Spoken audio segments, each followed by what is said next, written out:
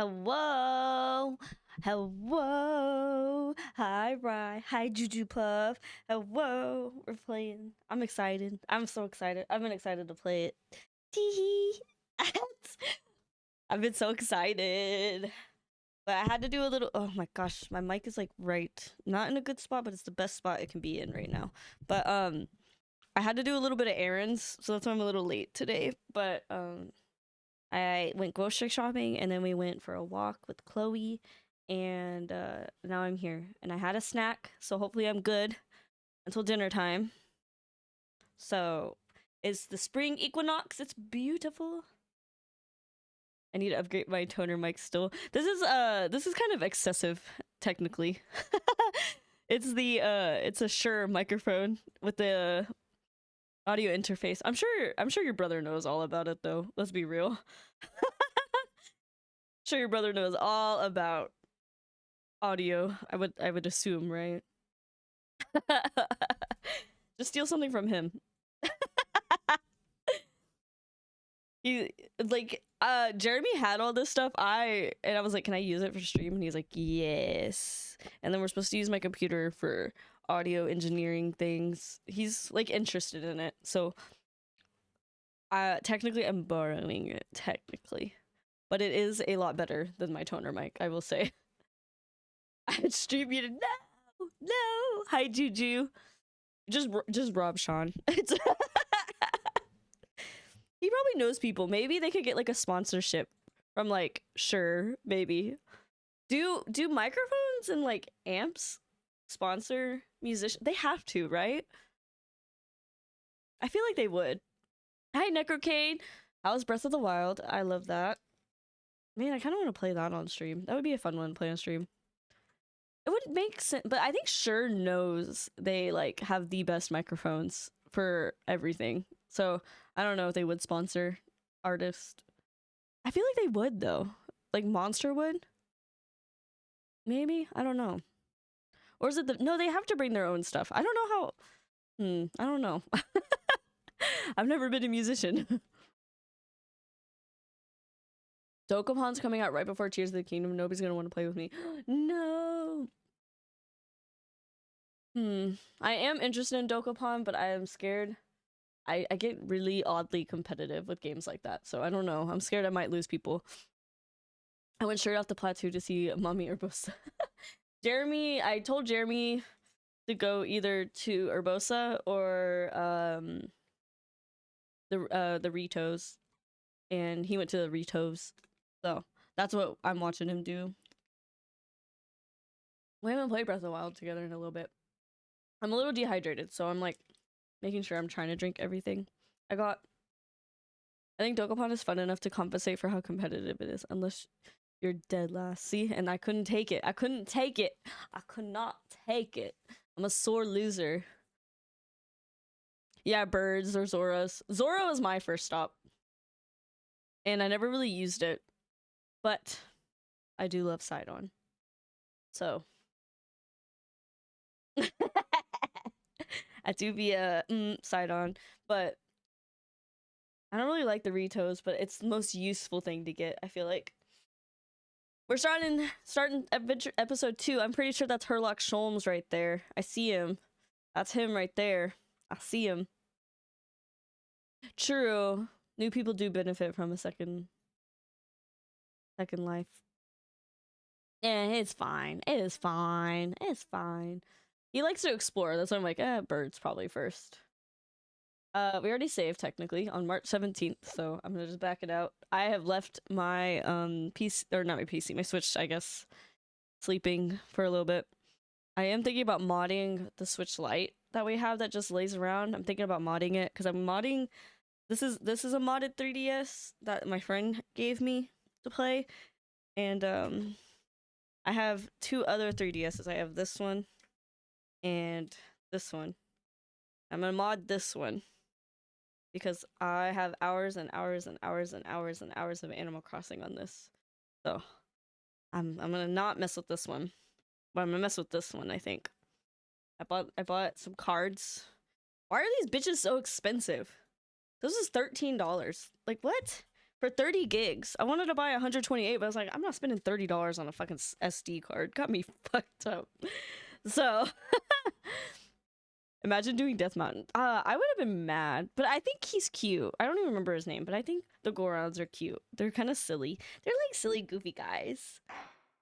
Start playing The Adventure of the Unbreakable Speckled Band. Sure. What is happening here?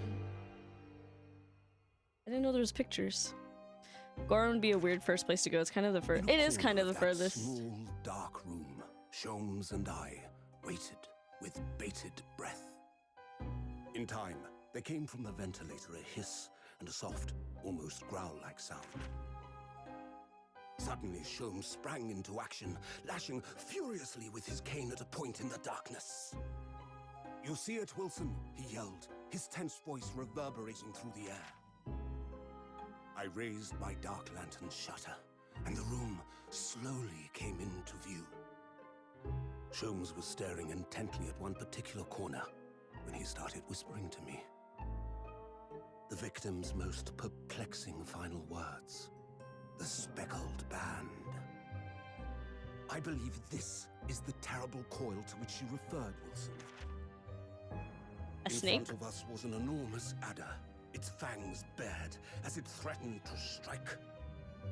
It truly was the most terrible speckled band I had ever seen. See, when I thought speckled band, I was like, that's a weird way to talk about a group of people. That's a day after Jeremy's birthday. That's Nana? No, Nana's birthday's the 7th. That's a day after Jeremy's. Have you read any Holmes story? These games have some references. So then, let us unravel this mystery. What? Voice acting. And discover what events led to this curious murder. No, I have not. Pray, do excuse me. The cabin door was bolted from the inside when the man was killed. No marks to suggest. I know a little bit though. I think. So, this would appear to be a locked room mystery. In his final moments, the victim scrawled a message on the floor. 11:37. Almost certainly with the ink from this upset bottle. A Russian word. A Russian word. The victim was a Russian man then, and the letters are well formed, suggesting he was compos mentis at the time. Compos mentis.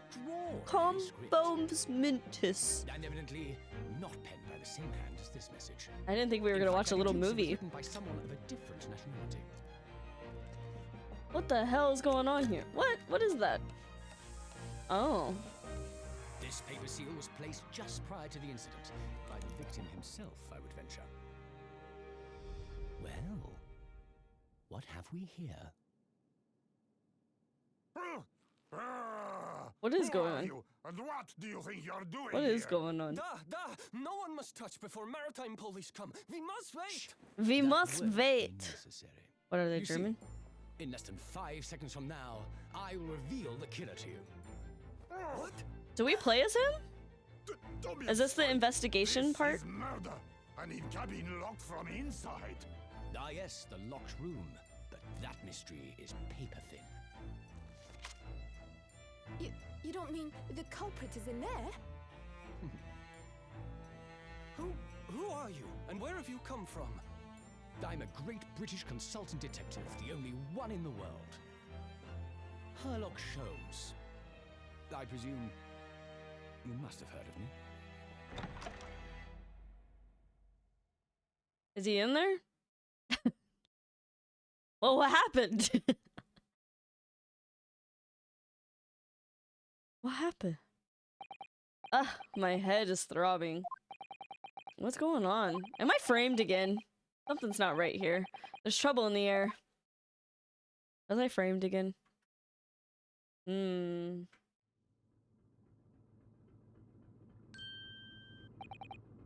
Wait, I can't move. What? Why am I in handcuffs? So you wake up now, Oh, it's the German. Well, why does he look way different than the other people? There's an existing Holmes story called The Speckled Band. This case does a little bit of clowning on it. Maybe I should read. Maybe I should read.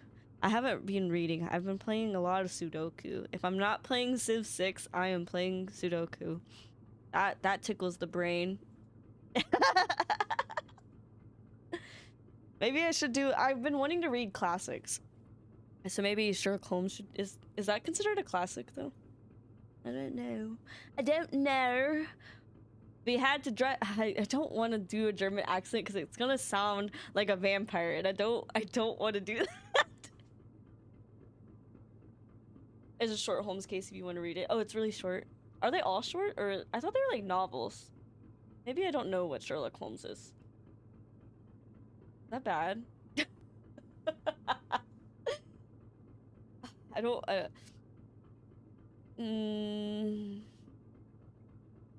How did he talk? I don't want to give him a vampire voice. We can give the vampire a vampire voice. We had to drag you out of the wardrobe. I do not believe how you could not wake up. You are a true cold-blooded man. Where the fuck are we? You found me then. Ha, you found me then. Duh, we found you. Now you pay, criminal. How long are you hiding in that tiny wardrobe? No, sorry? Now you have been found. It is time to admit your crimes. I gave it a classic because Holmes was mostly a series of short stories. I bet I can find like a book or something, maybe. Maybe I could just pirate it. I don't really want to pirate books. I feel like that's mean sometimes.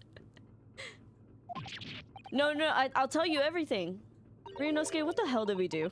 There's only one thing I'd like to know from you. Isn't that... Oh, her. Probably for free, right? Classics should be free, I feel like. Low key. Unless they're like collector's editions, but even then. I feel like I made my eyebrow funny. I'm not gonna mess with it. Hello! I'm just kidding. Hi, Ari. How are you? They're old enough that almost all of those should be floating. Right? Right? Who gets the money anyways? I should just, you know, pirate them. It's fine. I'm not pirating Twitch. I'm not doing anything illegal. Hi, Fade Awakening. How are you? I'm doing good today. I'm doing pretty good. I went grocery shopping. I got a lot of snacks. I had taken Chloe on a walk. Passed out. She's knocked the fuck out. We rearranged our bedroom, and I like it a little bit more. The feng shui fits a little better. That's why I'm a little late today, because we went for a walk. A mile walk takes a little bit of time. And also, all the snow is melting. It's like 40 degrees. It's really nice. In some states, this would be freezing cold, you know? But like here, this is nice. This is nice spring weather. And everyone's like walking their dogs, but all the snow is melting. So like anywhere that there's like a low point is all wet and muddy. And we had to like clean Chloe's feet before. She's a little dirty. Oh yeah, Taco Bell today. I had Taco Bell yesterday with Chipotle salsa. My stomach hurt this morning, but it was worth it. What do you get at Taco Bell? Yesterday I got the classic combo. It was a beefy 5-layer nachos and a soft taco, because I like soft tacos. I like crunchy tacos sometimes, but I don't... Taco Bell's crunchy tacos actually are not my favorite. I like the soft tacos a little bit more. Why, what voice did I give her? I gave her something like soft-spoken, I think. Or do you think she would be mean? Is she a bitch? What is her... I don't know. Doritos Locos, quesarito, grilled cheese burrito. You like the grilled cheese burrito? I think it's a little like too greasy. I like the idea of it, but cheese is like a hard thing for me to like sometimes. It's like wet, yeah. It's kind of like it's like a weird texture if it's not fresh. It's wet. But I add potatoes. That would be good.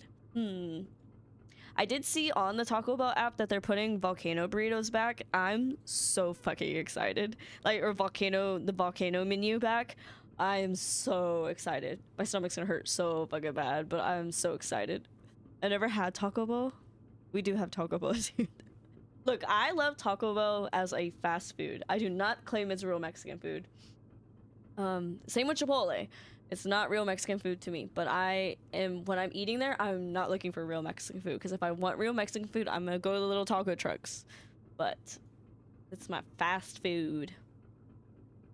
You definitely do have better Mexican food for sure. I love Taco Bell though. It's consistent. Sometimes the Taco Bell people know us. I think the Chipotle people are starting to recognize us. I'm surprised it's taken this long, because the one when I lived in Austin, they knew me and they were very nice to me. It's very artificial, but good, knowing it's bad for you. Yeah, very what Tim said. Very that. It's pretty good. I love Tex-Mex. I saw something that a lot of people don't like Tex-Mex. I fucking love Tex-Mex. I am a Texan, but I was like really shocked that people don't like Tex-Mex. Let's go to a local place called Pinches Tacos. Fucking tacos. They could put that as their name. I guess you could say, no, it's Pinches. All the time, they definitely. I haven't had here. People don't recognize us, I don't think. Huh. I'm guessing because they say it's like English. Because there's like words that mean bad things in a lot of different languages, so I don't know. I guess you could argue that. Mama's Tacos. Heaven. I can't say the taco places or would give away where I live exactly that I like. I don't live in that big of a city yet. They have a fake origin story on their website about what PJ. Oh, that's how they do it. I would love to eat Mexican food in LA, but Mexican food in Texas is good too. It's just different. Different parts of the border. The border. I didn't realize a place called Taco Cabana was only in Texas, and I was like, and I think it's in New Mexico. I kind of miss it. I think about it a lot. When the pandemic started, they did this thing like drive-through margaritas, which I think is kind of insane behavior, low-key. Texas is a wild place. You're not supposed to drink it. You're supposed to wait till you get home and then drink it. But I'm like, people drink and drive anyways though. I do not drink and drive. Don't do it. Don't do it. I have never done it. I can't drive. When would I have driven? I just had a struggle, but it has been conquered. What was your struggle? Man, no, do we want tacos? Oh, I make white people tacos. I love white people tacos though. They're different. It's easy and they're good. It's easy and good. So home stories were originally published in the literary magazine, so they weren't originally published as novels. I got a splinter from a tag in my shirt. It was really small and annoying. Like a fabric splinter? Ew. Ooh. I think it depends on the white person. Like my mom's white people tacos fucking slap. But like, she's not white, she's Asian, but maybe that makes it different.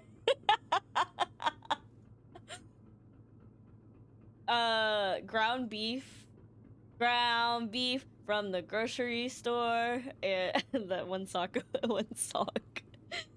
I think of white people tacos as like ground beef, salsa from a can, rotel even maybe, shredded cheese. Don't melt like cheese or anything.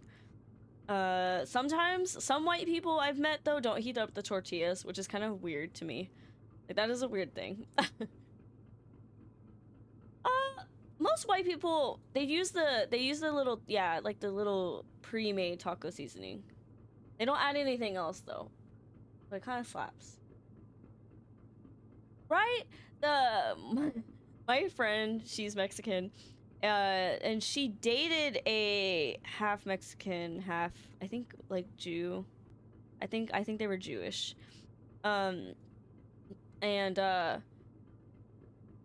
Technically, like, kind of why it's really complicated with Jewish people, you know.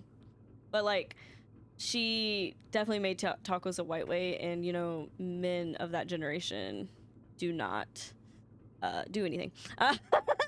In the kitchen, and when she was making like white people tacos, she was like, how do I make the tortillas not fall apart? And my friend who's Mexican was like, are you heating them up? And she's like, no. I'm like, does it heat up the tortilla? Like, no wonder they're falling apart. It is always cold toppings. It is cold toppings. But like, honestly, I still think it's good sometimes. Some people use store-bought tacos are either stale hard shells or sweet doughy soft shells. Kind of just not good. Man, y'all need to be around better white people maybe. I don't know. I grew up with cheeseburger pie and Salisbury. I remember Salisbury steaks. I fucking hated them. I've never heard of cheeseburger pie. I'm gonna assume that's a casserole or something. People call it hot dish here. They don't call it casseroles. They call it hot dish. And I've only had one hot dish my whole time living up here. I was always confused by what making tacos means because to me the type of meat comes first. Like, right, exactly. So what I grew up on was poor people tacos, which is like kind of what white people tacos are, is like, but my mom used a lot of seasoning, like a shit ton of seasoning. My mom used like every kind of seasoning, which I think a lot of white people technically don't do, but they were still white people taco, if that makes sense, because it's ground beef. And we don't like guac. Like, most of my family does not like guac, like my immediate family, which is kind of funny. I think she likes guac, but the rest of us are like, we hate guac. But she makes a really good pico, and like my mom's white people tacos slapped. Even she's not white, but white people tacos. I can cook my ass cooking. Can't choose what people gave birth to me. There are better white people. Sometimes we grow past the whiteness. That's me. The half white me. But I can't get rid of the white girl dancing. I've noticed it is like ingrained in me. I feel like I don't know what about it is that, but there's that. Maybe it's just seasoning. I don't know. My mom's cooking slaps though, and I definitely get that from her. But man, I love Taco Bell. I would consider Taco Bell white people. Like tacos like a good example of that. A very good example. I hate guac. I just don't like avocado. I think it's nasty. I think it tastes like dirt. Even when you like season it up, I'm like, ugh, I can't get past the dirt taste. It's a little too earthy for me, I think. I got day quirked up white boy, don't act with the sauce. Like, sometimes it's fun to do. It is fun to dance like a little white girl sometimes though. It's just funny. It's just, as you know, you can still dance like a white girl with rhythm too. That's the thing. This is what's funny. Go white girl, go white girl, go. Okay, why are they mad at me? What did I do? What is Ryunosuke doing? What the fuck are they doing? I also downloaded Apollo Justice on my 3DS, so I'm gonna be playing that one in my free time.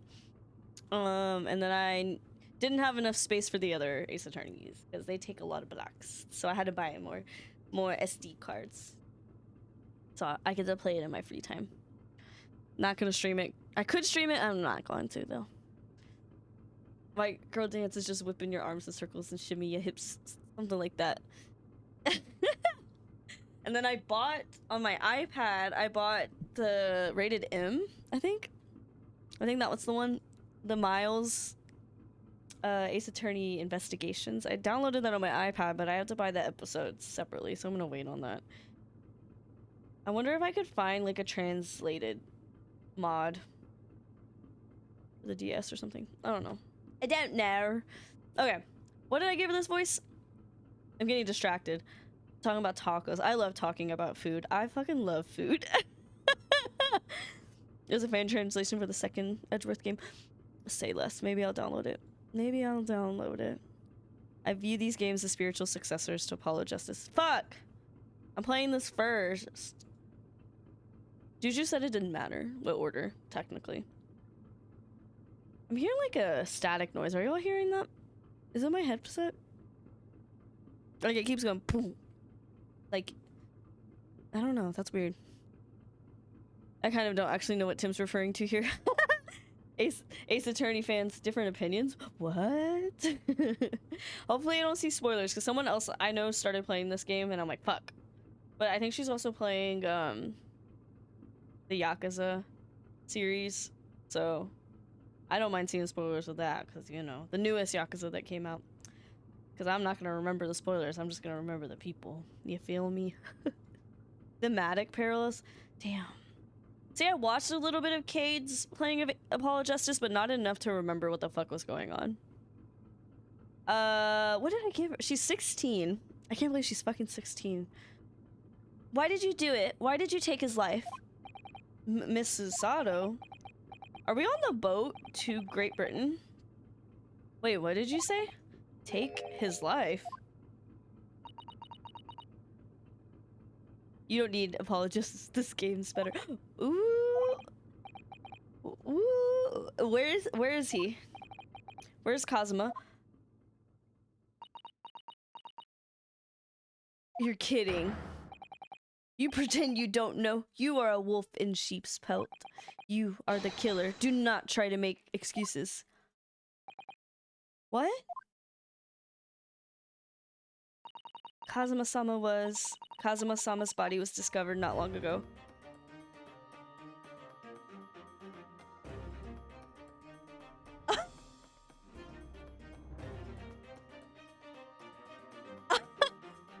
What do you mean?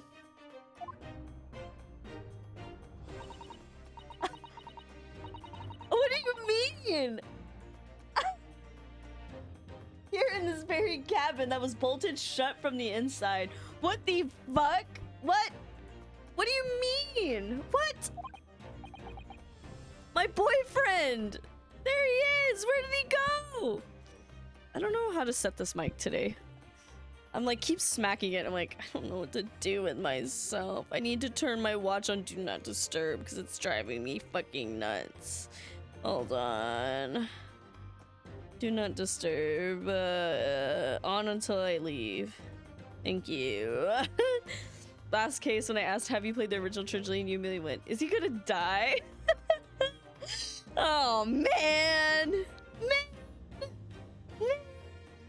They really do mirror each other, huh? His body. Please, do not try to tell us you were doing this terrible thing in your sleep. Kazuma's dead? But he can't be. And these handcuffs. Surely you don't think I... Who is murdering our friends? Who keeps doing this? Oh, man. And this is my Maya. Suzada's my Maya. I have to know. Why did you take Kazuma-sama's life? Answer me, please. No. Ner. Nar. Nar. That wasn't me. Kazuma. It was just 2 short weeks ago. Nar. Oh my god, there he is. Are you sure about this? Won't we get in trouble? I should just expect it. If they make a new Ace Attorney game, the person who's the tutorial helper is just gonna die. I should know it by now. Don't you find it fun being a stowaway? Besides, how else could you come to England with me to study? It's fucking Giselle Brett. She did it. She did it. It was really something else when they brought your luggage in here earlier, though. The way that Russian crewman just tossed... Oh, Russian, not German. Russian. Just tossed your traveling case onto the floor. I thought I was going to die. Yes, I still can't believe that. Oops.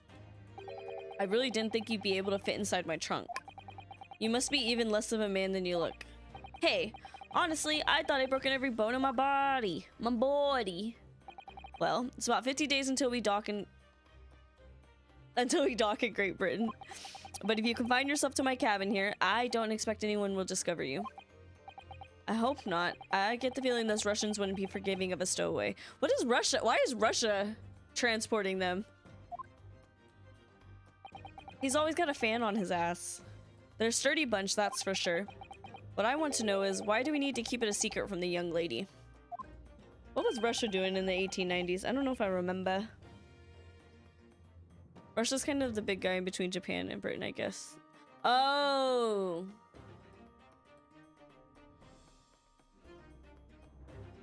I thought they were on a boat for some reason. I'm looking at a map.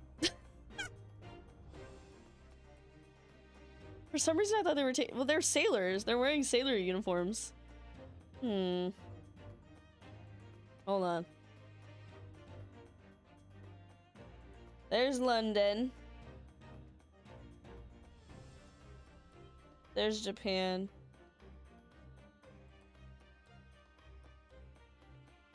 I guess you would take a boat to Russia or through China. Maybe I need to look at a time accurate map too. Take a boat to Russia and then ride a train all the way to somewhere. Was trains a thing in the 1800s? This is confusing to me. They're on a boat. Are they going on a circle? Like the Lonely Island, exactly like the Lonely Island song. Just found a Pokemon stat generator based on your name. Put it in Discord. Say less. They're going north of Russia, I think. Like in the Arctic Ocean. Is that the Arctic? Yeah. Wow, look, I remember my oceans. And then go around. Yeah, I guess that makes sense. That's a long trip on a boat. That's a really long trip.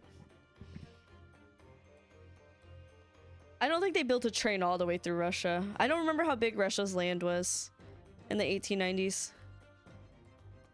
From our faithful this is gonna be a long stream. From our faithful judicial assistant Mikotoba, you mean?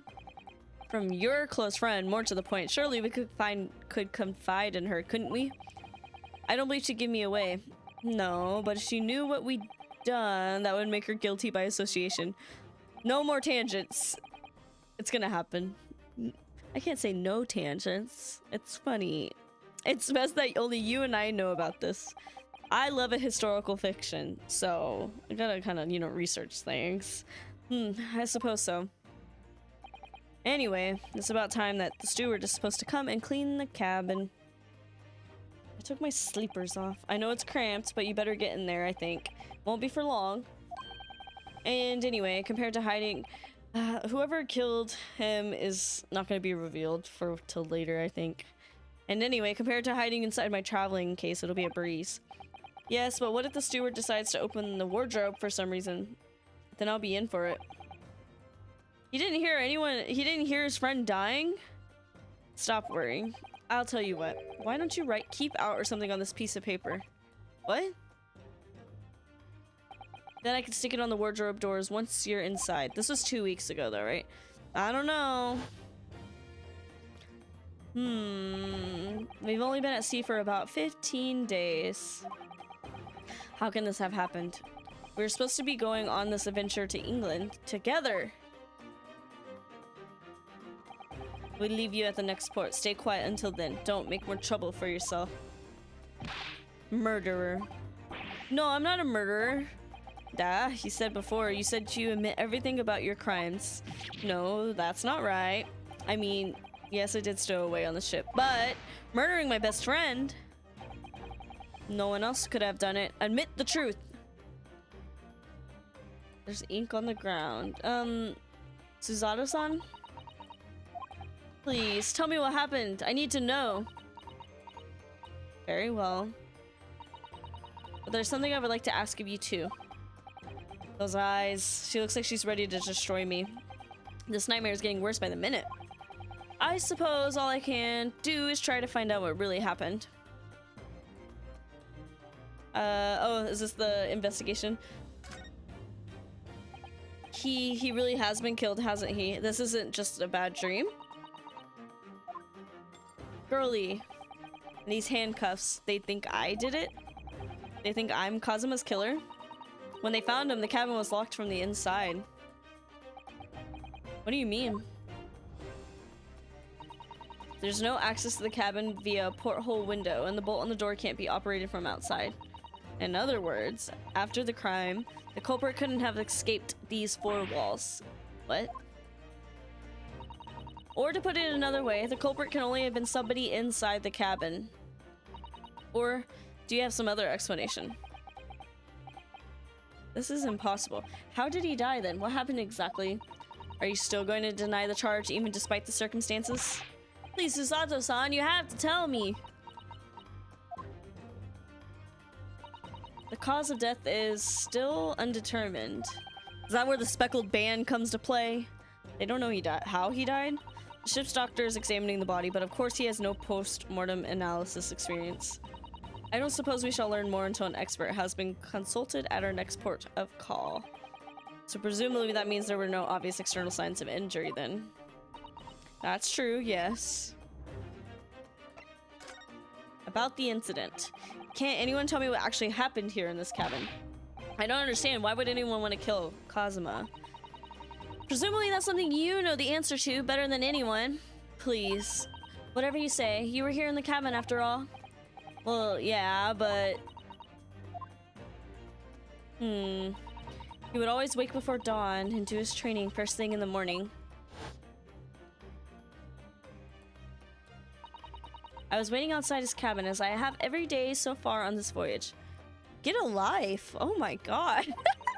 But this morning he did not come. I could sense that he wouldn't.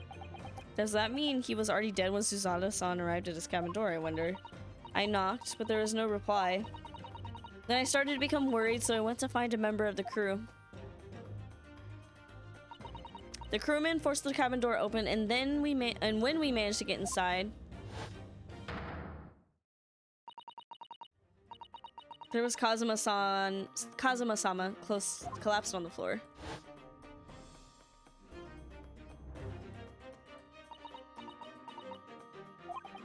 And the white tape there now shows exactly where he was found, I suppose. I had no idea anything had happened. I must have been asleep in the wardrobe somehow.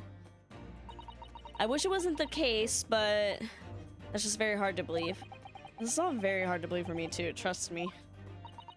Now I told you everything that I know, so it's my turn to ask you a question.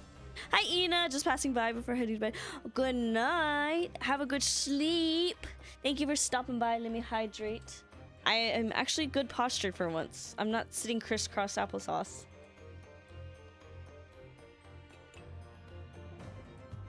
For once. For once. I am not... I got like a cramp on my leg, sorta. I don't know. I walk. Sometimes when I walk, I feel like it feels like a string pulling. Sometimes it's in my arch of my feet, and sometimes it's like in the top of my leg, like my thigh. I think it's the hamstring. Sometimes it feels like a string gets like pulled. And that happened to me today, so I think I need to do more like leg and feet stretches before I go for walks. Usually I walk like a mile. A little mile walk. Yes, all right. My head feels so heavy. Still throbbing like anything. Was I drugged? We'll just stow away. Why are you even on board this why are you even on board this ship, Naruhodo-san? You said something before about being a stowaway, didn't you? Oh, yeah, I'm afraid that's true. It's 2 weeks since we left Japan now, and I've been shut up in this cabin the entire time. When were they supposed to get there? Did he bring him food and stuff? I had no idea. But how could you have occupied Kazuma-sama's cabin? That's a word. Kazuma-sama's cabin for so long without him noticing. No, that would have been impossible, obviously. Yes, of course. Kazuma invited me. He wanted us to go to England together. This was before passports, apparently. Actually, I don't know when passports were made. He actually asked you? But I can't be his girlfriend. They're already boyfriends. I'm afraid I don't really know the reason myself. I don't understand. They're gay, girl. History will call them best friends. Kazuma, why do you want this? What's the real reason? Why go such extreme lengths to smuggle me to England with you?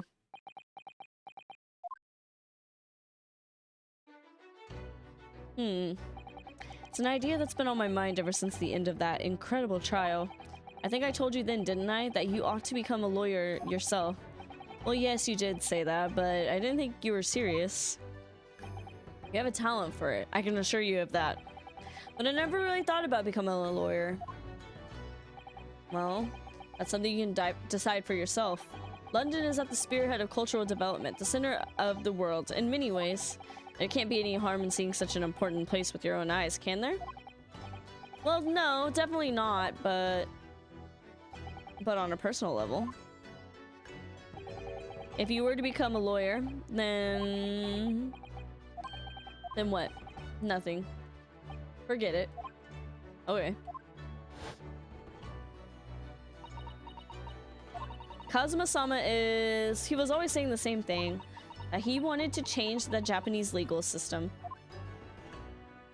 Perhaps he thought that he could do that with you. And I don't want to click A every time. Just me. Something's still bothering me a little. The text moves too slow. The look in his eyes, it was darker than I have ever seen it before. Did he kill himself? Suzato-san, I'm sorry that we kept it a secret from you. My stowing away on the ship, I mean. If I know Kazuma-sama, I expect he was trying to protect me, to avoid me becoming guilty by association. That's probably right, yeah. Alright, what happened last night? If you're not the culprit, then tell me, what happened last night here in this cabin? Well, the thing is, I don't really remember. Kazuma brought me something to eat, just like he always did. And then I got myself into that wardrobe over there, just like I always did. After that, I fell asleep. Well, yeah. So deeply that you didn't even stir when Kazuma-sama was killed? Well, yeah. I know it sounds unbelievable. I really do, but it's the truth. If only I'd woken up, then perhaps I wouldn't be in this predicament. And for some reason, my head's still throbbing like anything. Like anything. Really? Is something wrong? Oh, no, it's... Please forget it. Suzato-san, you have to believe me. I didn't do it. I really don't want to doubt you, but the trouble is, there's no one else who could possibly have done this. What is happening? Do we get to look around? Pixels. Crunchy pixels. Delicious. Grumdiddlyumptious. Kazuma, I don't understand why. Why did this have to happen? I can't take this. I can't take this. Don't try to go anywhere. You're the perpetrator of this crime. You can't leave. I can't allow that to happen. I'm sorry. But Kazuma was killed right under my nose here, and I didn't do anything to stop it. Now I'm supposed to just sit around, my hands tied, while whoever did this walks free? No, I can't allow that to happen. Well, what do you propose to do then? I'm going to investigate. I'm going to find out exactly what happened here. I'm going to work out who took Kazuma's life and how and why they did it. So I'm sorry, but you're going to have to excuse me. Hiya? Who said hiya? I didn't see that. That's what it looks like when I don't wear my glasses. What the? That was a Suzato takedown. Suzato what? What martial art form is that? Is she a psychic too? Am I about to be Maya-fied? I'm going to need you to prove it. Sorry, prove what?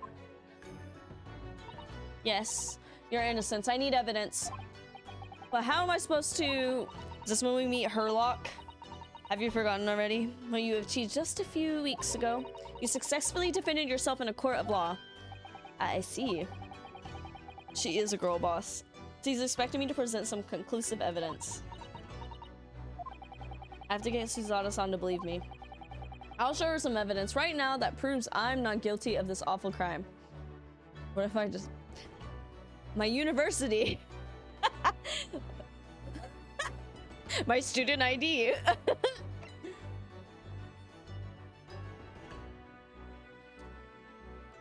Is it, Yes! Tell me, when I was discovering the wardrobe before, was this piece of paper stuck over the doors? Oh, yes it was. I remember clearly. I thought so. Cosmo always put it in place whenever we went to sleep in there. Just in case the cabin steward or another crew member decided to look inside.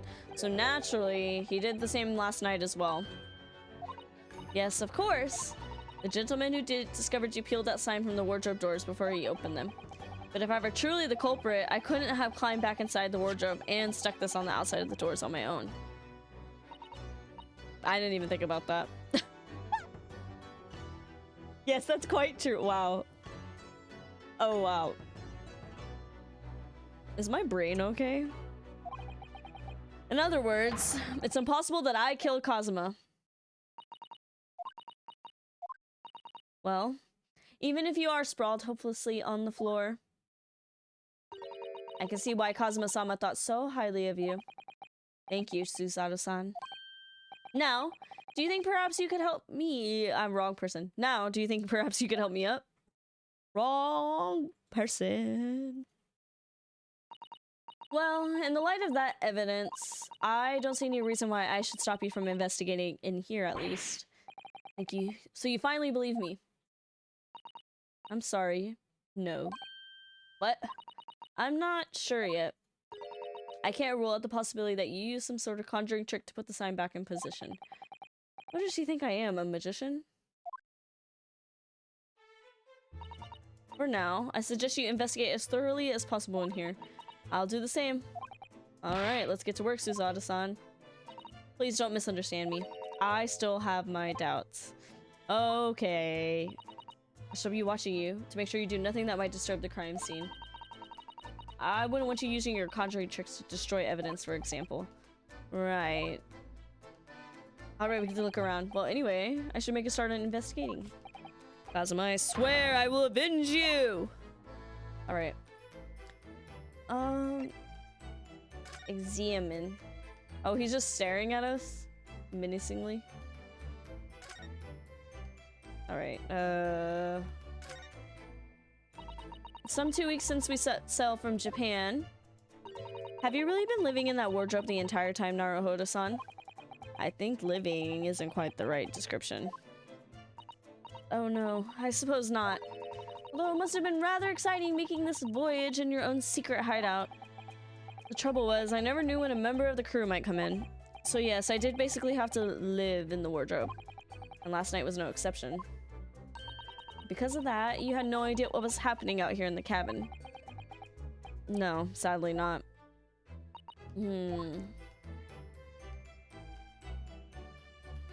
Oh dear, that won't do. Oh, what's the matter?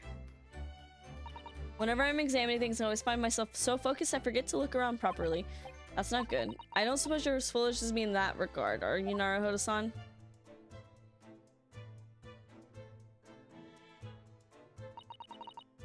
I literally, the first thing I clicked on was because I clicked the D-pad. Oh my god. Oh my god, game. Oh my god, game. Oh my god. Can we look at the bed? Oh, we can't. We can look at that thing. This is, yes, it's a bell cord contraption, I think. What do you mean, contraption? I read about it in a book I was studying that talked about life in Great Britain. Large households often have bell cords like this, which you can pull to ring a bell to summon servants. Really, that sounds almost magical. She's so cute! Shall we give it a little try?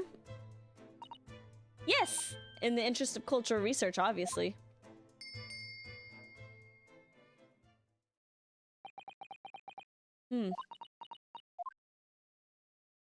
Okay, I suppose nobody comes for lowly Japanese people.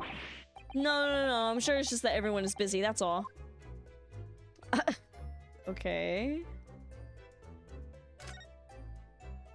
I think that's some kind of opening for a ventilator. A hole through which fresh air can circulate into the cabin.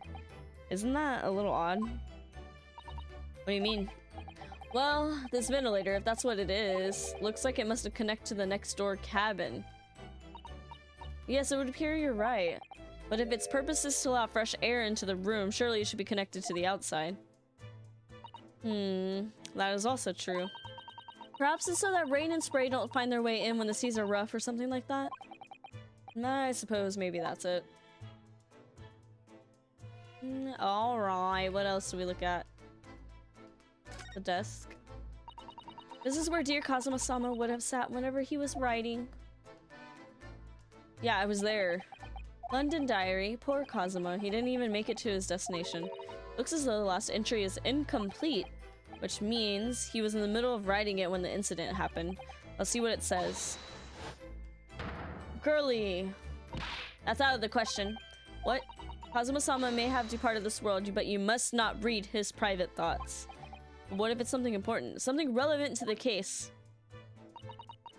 Alright, alright. I won't read it. Fake! Fake!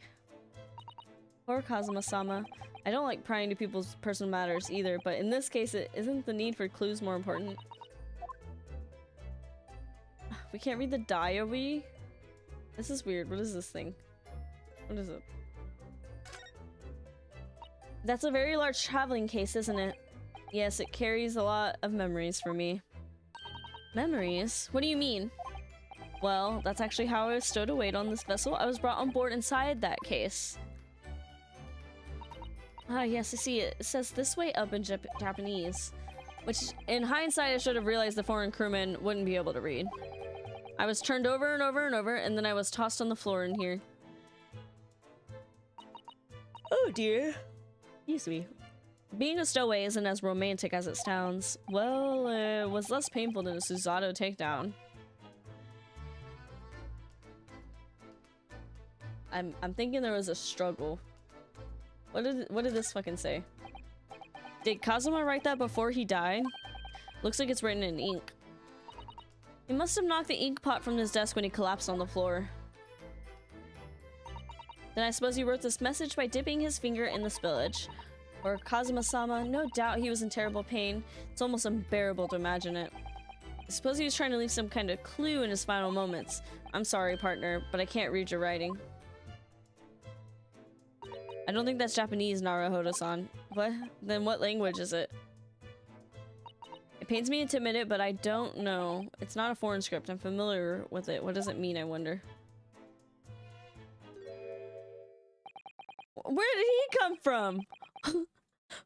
He wasn't there a minute ago. As far as I can tell, it looks like he might be European. Oh, how did he... You've noticed the man too, have you? I have no idea who he is or how he got in here, but he looks suspicious. And tall. Suspiciously tall. Me when anyone's taller than me. Naruhodo-san, don't tell me. Do you really not know who that is? No. I don't have any foreign friends or acquaintances at all. Ryunosuke, you need to expand your horizons. He doesn't look like a member of the crew. There's something very unusual about him. And he's investigating Kazuma's desk. Or is he just playing on? I can't tell. Well, in that case, we simply must talk with him. Am I just imagining it, or does Susato-san look almost uncontrollably excited? By the way, I expect that you've noticed already, but just in case, if you press A on people when they're in the crosshairs, you can converse with them. Alright then, I'll get that suspiciously tall gentleman in my sights and see what he has to say himself. Oh, please do. Should I talk to him now?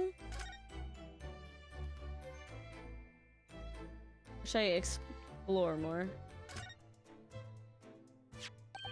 What the hell is that? What do you think this is? It looks like a broken piece of glassware. Whatever the thing was, it appears to have been broken clean into two. Sword. The glass is such a beautiful color. It looks like a cute little netsuke fastener from a kimono outfit. I'm not sure that sounds like Kazuma. He wouldn't have secretly carried a cute little trinket like this around with him, would he? And the mark beside it? What is it, I wonder? It has sort of like a brick-like hue. That's brown? I guess. You're right, it's the color brick, is it? Oh, excuse me. Oh my god.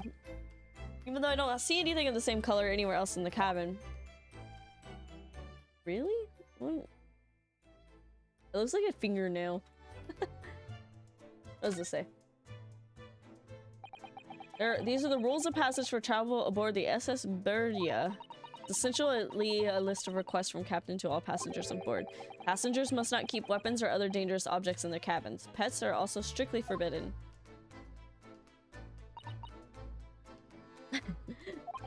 Jeremy just getting a Girl Scout cookie. What? Why are you staring at me? She's gonna call me a pet. Sorry, I was just thinking. Are you more of a dangerous object or a pet? I knew it. I can't decide. Well, one thing's for sure. Either way, I wasn't supposed to be in here. Oh my gosh. I don't know why I keep yawning. The books have fallen over the shelf. Look, they've all toppled the same way. What's this? A statue of some god of the sea, although he's fallen over as well. Yes, it's almost as if the whole shelf has been ransacked and everything mowed down at what? Mown down? Is that the word? Mown? I wonder if perhaps it was Kazuma-sama doing this morning sword training, do you think? I seriously doubt it. Then perhaps it was you, Naruhodo-san, in a fit of rage. I wouldn't have bothered leaving the wardrobe just to mess up a few books and a statue. But the way these things have been thrown about have anything to do with the case, I wonder? Well, I just set everything straight again. I don't like to see a mess.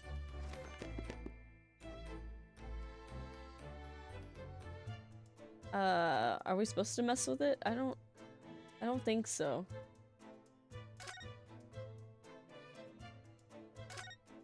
What the hell is that? That's my dinner from last night. A roast chicken. It's really tasty. Yes, it was very delicious, wasn't it? But did you eat it on the floor here? I'm not a dog, Suzato-san. I ate at the table, of course. Which begs the question of when and how the plate ended up on the floor. But Kazuma-sama didn't like chicken at all, did he? No, that's right. So he didn't touch it. Which meant all the more for me. Oh no, does that mean... Or Kazuma-sama spent his last night on this earth with an empty belly? It's just too horrible. Now I suddenly have a guilty conscience and an achy stomach. I don't really see that. Okay. There's nothing on this table at all. The plate and cutlery are all over the floor for some reason. Yes, it's strange. Last night when I went to sleep, I'm sure everything was still. No, wait a minute. What is it?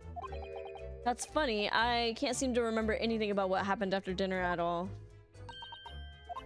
So then perhaps you are responsible for what happened to Kazuma-sama. No. Seigi? Japanese word for justice. The brushstrokes are straight and true, just like Kazuma. Yes, his calligraphy was always a reflection of his heart. Yet can you really look at those characters without feeling shame knowing who drew them so thoughtfully? Of course I can. I mean, I'm innocent, so why shouldn't I be able to? Straight. Straight. Even though you stowed away on this shit. Now you're gonna bring that up, are you? I can't win. That's Kazuma-sama's precious sword. He never went anywhere without it. Yes, he was always saying that a Japanese man's katana is his soul. I believe he had to work very hard to convince the government to allow him to bring it on this trip. I suppose that just shows how important it was to him. Now he's gone, but I'm not ready to let his spirit go just yet. I think it's on the cover. I was wondering where he... Oh my gosh. Where he got the sword from. Now I know. Now I know. What the hell happened? I guess we talked to the man. Perhaps I should see what this Russian crewman makes of the scene of the crime. Excuse me, but I was wondering how it's going, the investigation, I mean. Grandmother told me Japanese people do not make jokes, but it is not true, I see. Sorry. The criminal asking investigator for information about his crime. Very funny. Oh, it wasn't supposed to be a joke. He doesn't appear to be laughing either. He's convinced you're guilty. You might have useful information, though. I have to keep trying. So last night, did you notice anything out of the ordinary at all? Yeah, of course not. Now back to the corner of room and make silent. I say no more to you. Did I hit a nerve? Just for a minute there, he seemed a little flustered. I guess we look at the door. When I went for help and the crewman forced the door open, this bolt had been firmly closed. It's quite a small bolt, not particularly sturdy, and just slides across to secure the door shut. But still, with the door bolted, there would be no way to get in or out of the cabin, that's for sure. It's no wonder everyone suspects me. She glares at me like that. I feel a tinsel up and down my spine. I remember reading once in a detective novel, the culprit used a needle and a thread to draw a bolt across from the outside of the room in a situation like this. That's a clever trick, isn't it? I'm an oh my god. I'm an avid reader of detective stories myself. But the door of this cabin and its frame are made of metal and they seal together perfectly. There would be no possibility of using that needle and thread trick here, I'm afraid. When she glares at me, I feel like pins and needles. Damn. Okay. Anything else before I talk to Herlock?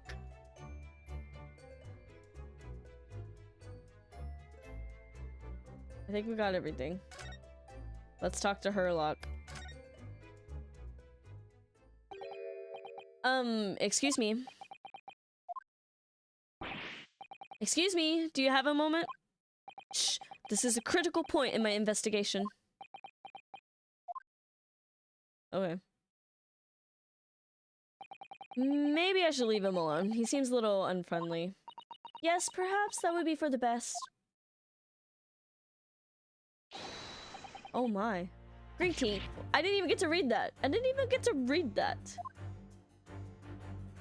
What exactly were you doing on Cosmo's desk just now?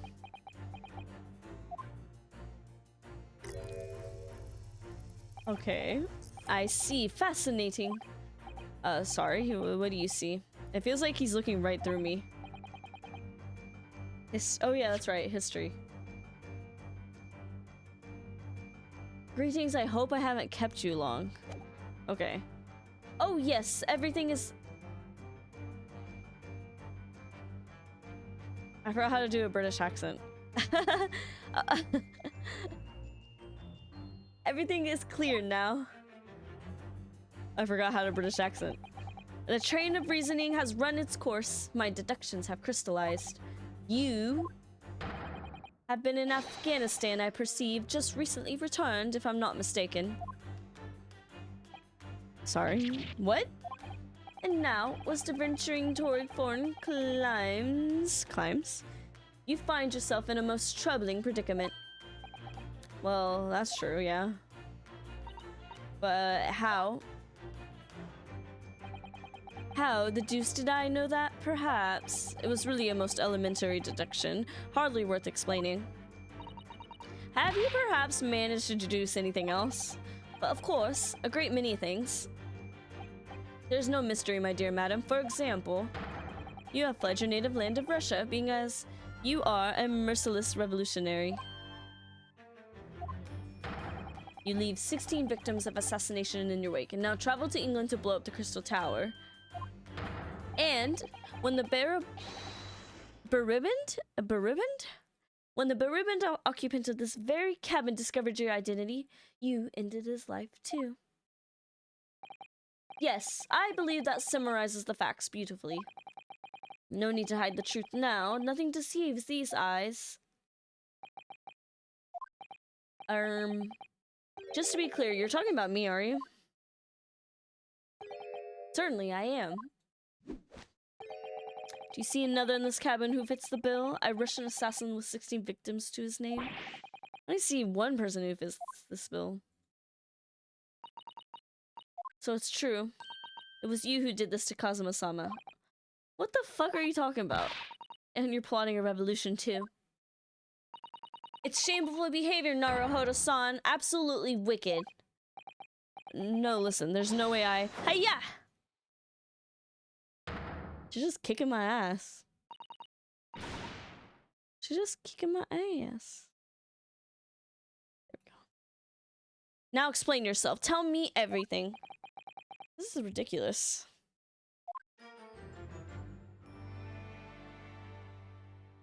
If I did that first, what would happen? Oh, okay. How could you do it? For pity's sake, open your eyes. I'm not a Russian revolutionary, obviously. Oh, forgive me. And as for you, what kind of fucking deduction was that? You were just saying the first thing that came into your head. Ah, but I was not, right? Whilst venturing toward foreign climes, you do find yourself in a most troubling predicament, do you not? Well, yes, maybe. There you have it, you see?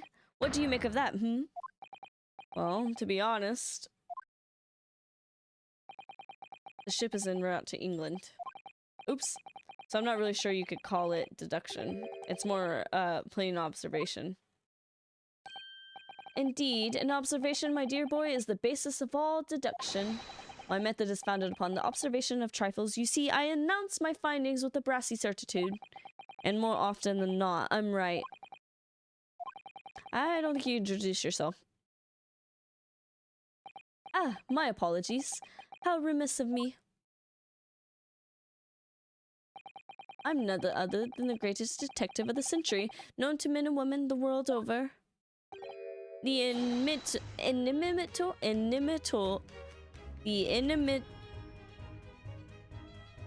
Sherlock Holmes. So, it's really you, the actual Sherlock Holmes. The very same, the inimitable actual Sherlock Holmes. Non-imitatable. Non-imitatable. Do you know this man, Suzato-san? The most famous detective in the world, Naruhodo-san. Of course I do. There's nobody who hasn't heard of him. What planet have I been living on? We must see. We must ask him what he's deduced. He will have worked out the entire case already, I'm sure. Really. Why do I feel uneasy about this?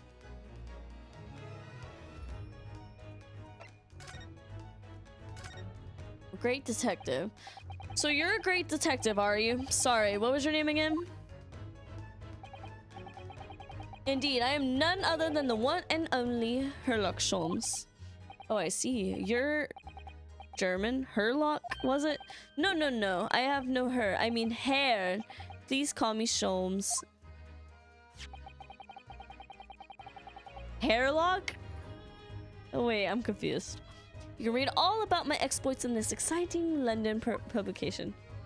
Her is German for Mr. It's pronounced like hair. Gotcha, got hair. Hair. Oh yes, Rand's magazine. Full of wonderful short stories and interest articles from Great Britain. I never miss an issue. I have it sent from England especially. Ah yes, here it is. The Adventures of Sherlock Holmes. So you're the protagonist. I see now. I think I get it now. Why? I get it, I think. So you're the protagonist in a series of short stories then. Indeed I am. And you've read so many of your own stories you start to think you really are a detective. He's an imposter? Make no mistake, I'm not the poor deluded fellow you take me for. Your inference is backward. My trusty biographer records my greatest detecting achievements and chronicles them in the magazine. You have a biographer, do you? Doesn't everyone? Mine goes by the name of Dr. Wilson, presently keeping shop in London. Dr. Wilson. I must say, thanks to that publication, I've been fantastically busy of late. Why, this very moment I am returning from Asia, having solved the mystery of a cursed royal crown. I can't work out whether I should take this man seriously or not. Deduction, you see, is to me... God, I'm yawning so much. Oh my gosh, I'm so sorry I'm yawning so much. Deduction, you see, is to me a science, logical reasoning in its purest form. A science? Really? The astute observer notices even the most subtle of reactions in the subject. A furtive glance, a twitch of the muscle, a slight inclination of the posture. Fingernails, arm sleeves, furrows in the skin, all these things are data. Right. And the trained logician makes deductions from this data in the blink of an eye.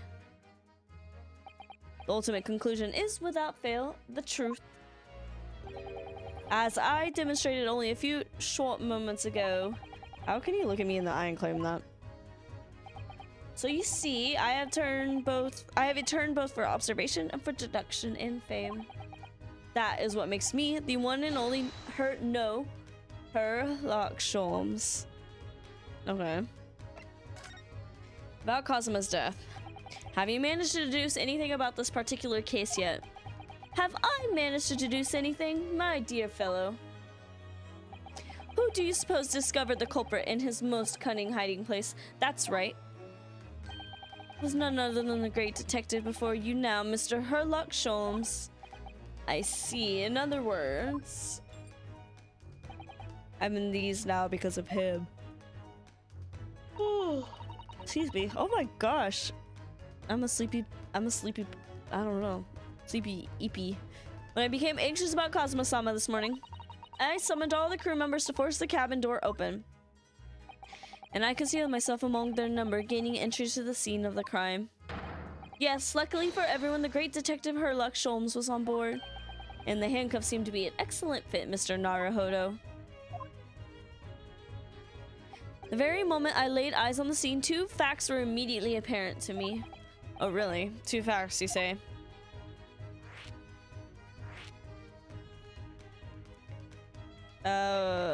Let's go with what you were just investigating. Before we started talking, you were examining Cosima's decks, were you? Cosima, yes, the victim. Did you notice anything useful, anything at all? Observe for a moment the desktop of the victim. We see that the victim was engaged in pinning some text. London Diary. Cosimo was keeping notes of the trip. But I don't think you should read his private writings. Tragic and something you ought to perhaps elucidate before the act of reading. You mean you've read it already? It is my business to know what other people do not. Yes, believe it or not, I know a smattering of Japanese. Oh, I see you. Well, you're about to know what a Suzato takedown is. Suzato-san? Aren't you gonna throw the detective with one of your trademark takedowns? I'm sorry, Naruhodo-san. What on earth do you mean? Life is unfair. Anyway, to return the matter at hand, namely this diary belonging to the victim, she is a simp. It would appear the final sentence is incomplete, as if the author were cut short. No shit. Tell me, what is the nature of the writing? Pray be precise as to details. Oh my gosh. Oh, excuse me. Oh, but I thought you knew Japanese. A smattering, dear boy. A smattering! Sayonara, bonsai, mikado. Sayonara is Japanese. I guess that makes sense. Nado, nado. I trust you are suitably impressed. This diary is littered with complicated looking characters. I don't know why I did not know what language sayonara was. I guess the way people say it doesn't sound Japanese. Sayonara. And this diary is littered with complicated looking characters of which I can read precisely none. So what was all that showing about before? It says gay, gay, gay, gay, gay, gay. If you'd be so kind as to show me, I would be happy to read it to you, Mr. Sholmes. I'm much obliged. Much obliged, my dear madam. What if you talk like that? Homosexual, gay. The final entry here in Kazuma-sama's diary consists of just two short sentences. The first reads, 1:23 a.m. I can hear a faint whistling sound. I sounded Italian. Yeah, that's what the iconic line, sorry, Nara, Shadow the Hedgehog comes from. Exactly, you get it. It's a made-up language. A whistling sound. These are very deep waters. Pray go on. Second sentence reads, 1:35. What looks like some sort of speckled band just dangling from the ventilator grill. Speckled band? What on earth does that fucking mean? I have no idea. I've never heard that expression before. The ventilator grill, you say. The man was presumably referring... Oh, I'm not reading that. I'm just reading it. To the lattice there on the wall, which connects to the adjoining cabin. Yeah, that. Alright, we got evidence finally. Alright, what was the two facts you were talking about? Mr. Sholmes, tell us please, what two facts are apparent to you when you came into this cabin this morning? Yes, but first let us be precise. The two facts in question were immediately apparent to me. Yeah, I understand, but what were they? Allow me to elucidate. The two facts that I deduced from a mere momentary glance at the scene of the crime were as follows. Number one, the cabin was locked from within, rendering escape of the culprit out of the question. Number two, the victim was Russian and killed following a dispute with an acquaintance. Does he know what Japanese people look like? I'm not convinced. Hold on, Mr. Sholmes. What made you think the victim was Russian? Observe the dying message left by the victim on the floor.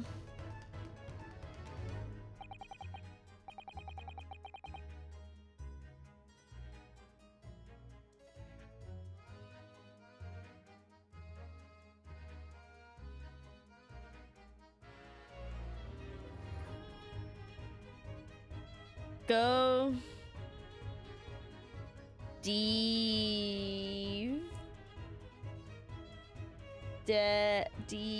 No. Go. He doesn't seek. Tilting your head like a puppy. Is this... I'm like, what language is it supposed to be? I'm not... I don't know Russian letters. There's a lack of culture exchange. That makes sense. Yeah. But could you not notice that that man is not a white man? But I do think Russian people looked a little different a century ago. Did they? They looked more spicy white a century ago, I feel like. Spicy white. Russia, parts of Russia are Asian. Parts of Russia are more European looking. It's very interesting. But look at our sailor, that's a white man. And most Russians are like white skin, blue eyes, European. Yeah, so true. Wasn't he just in Japan though? That is the room for wardrobe. Oh, I'm trying to read it upside down. There is no upside down. Do you really think Kazuma-sama could have left a dying message in Russian? In their final moments, many find their native tongue filling their head for this young man, Russian. I don't think that's what's happening. Kazuma was Russian, was he? Initially, I considered Garderobe, maybe the name of the killer, certain Robert Gard, perhaps. He is very stupid. But in the interest of thoroughness, I decided I would be wrong not to look inside the wardrobe there at least. Where you found Mr. Naruhodo sleeping soundly. Quite so. I found you, the renowned Russian revolutionary killer. Why is it that I'm Russian too? I observed that you were wearing the same attire as the victim. In other words, you were acquainted.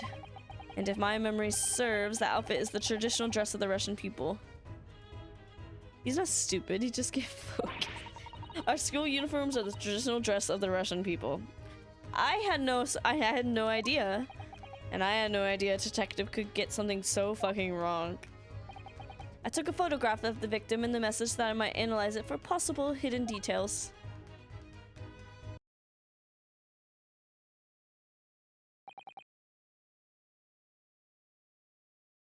This was taken immediately after the young man was discovered, before the body was removed. Yes, Kazuma had already been taken away when I woken up. This is the first time I'm actually seen him like this.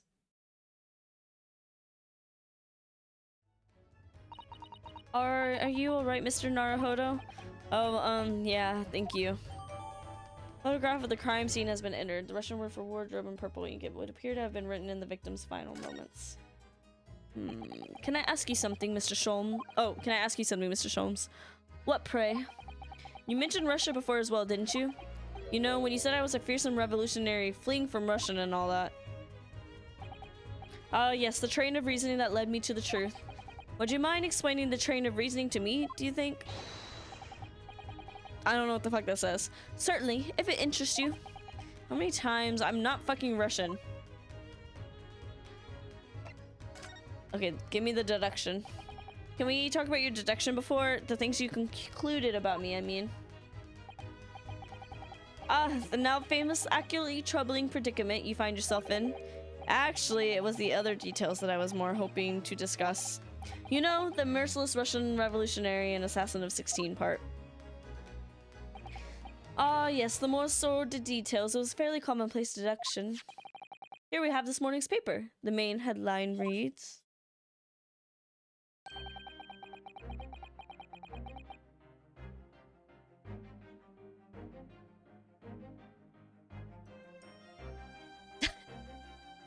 Really?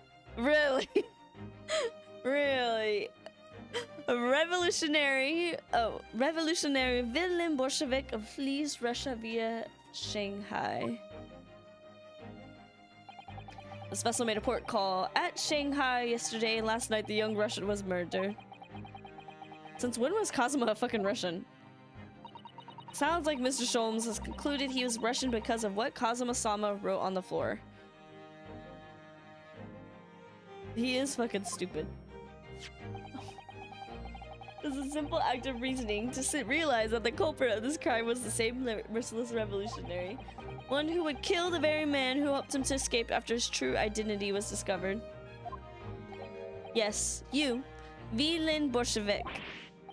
How could it be me? I don't look anything like this man. Just look at this face.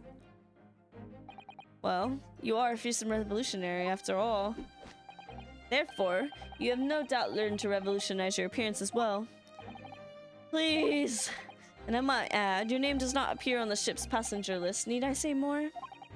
Well, that's because I'm a stowaway.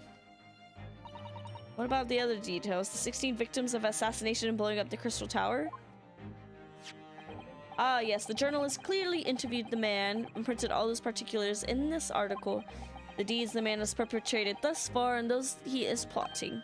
Yes, everything about this revolutionary Bolshevik was included. There can be no mistake. There can be no mistake. Do revolutionaries usually agree to interviews with newspaper reporters, I wonder? What about the part where you said I was just returning from Afghanistan? Oh yeah. Also quite clearly stated in this article. Bolshevik has recently returned after a period of subversive activities in a war-torn region of Afghanistan. Where even is it anyway? This Afghanistan place. What is Afghanistan's history? Here, take the paper for yourself as a little memento of this great deduction. Oh, thank you. I've absorbed all that is of interest to me within its pages, but I see no rubbish bin nearby. Okay. An article of Villain Bolshevik. Villain Bolshevik. You may find the article on the back of the page of interest as well. On the back. Cast your eye over it sometime. If the interest takes you, though, you may need someone to... Let me look at it.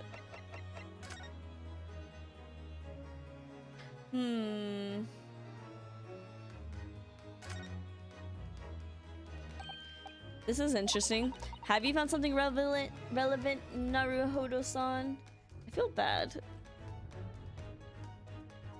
There we go. Well, no. I mean, it looks like it might be interesting. I can't read a single word, I'm afraid. No, nor can I. Perhaps it's about a beautiful young Russian princess, do you think? She's very pretty, isn't she? I suppose you enjoy articles like this, don't you? I don't know. I can't make any sense of it. Oh, I'm glad you noticed this article. Oh my gosh, you're scaring her. Allow me to give you a short summary of its contents. Oh, thank you. It pops up everywhere. Where was Mr. Sholmes? It's about the disappearance of a young lady last night. Renowned prima ballerina of the Novovich Ballet disappears from Shanghai. During a performance in Shanghai, the famous dancer was reported missing. She is, of course, the talented young Nikolina Pavlova. Why are Russian names so hard? We need to chill out. We need to chill out.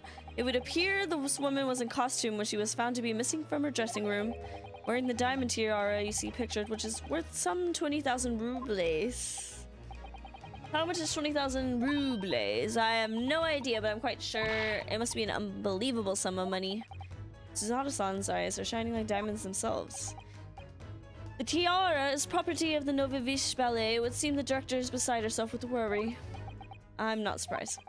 Company is most anxious to recover both Miss Pavlova and the valuable tiara. They've requested international assistance at all ports with sailings to Great Britain. Could this be another case of a Russian fleeing his or her country? It does seem to be the Russian thing to do. I'm not even gonna dignify that with a response, Mr. Naruhodo. Back of the thing. Anything else?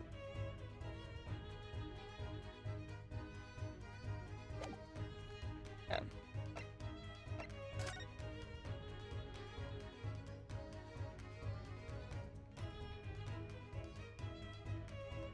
Anything weird? Anything? Kestra, we just did. It's all written in Russian. I already looked at it. Okay. So, I believe I've given you enough to consider for the time being, at least. Ah, do you have somewhere to go? As it happens, the victim's writing in this diary have piqued my interest. The matter warrants further investigation, I believe, and if I'm still too long to seek to... Oh my god. The matter warrants further investigation, I believe, and if I am still too long to see sickness takes hold. Oh, I suppose. You're thinking of investigating the cabin next door, which the ventilator connects to. Great detectives are a curious breed. Our minds rebel at stagnation. We have crave mental exaltation. So yes, I intend to investigate. Hence, the truth will become clear soon enough. Do you think perhaps that we could go with you? Oh, do you think perhaps that we could go with you? No. That will be somewhat complicated. What, but why? A simple glance at your wrist should reveal the answer. These. After all, you're the prime suspect in this matter, no? There's no point trying to turn it into a question. You're the one who decided I was the culprit in the first place. Whatever do you mean? I have no recollection of naming you as the culprit at any point. You must be joking. You just said it only a moment ago. Dear me, you are clearly misguided. I would have no cause to say such a thing. Is he gaslighting me? Well, actually, Mr. Sholmes, I did hear you say that too. You're quite sure? Well, that's very strange. I would have said you had the face of a criminal, you know. Not really. What were you looking at my knees before? Some great detective you are. Well, anyway, that was then, and this is now. What do you mean? What I mean, sir, is this. If you are the culprit, then you must play the part more convincingly. Roll over and accept your fate. He's laughing at me. Now he's just being rude. What is happening? And off he goes, having just laughed in my face. His sense of humor is as twisted as his name. Naruhodo-san, what are you standing there for? Let's go investigate the cabin next door as well. Aren't you forgetting something? What about... Oh.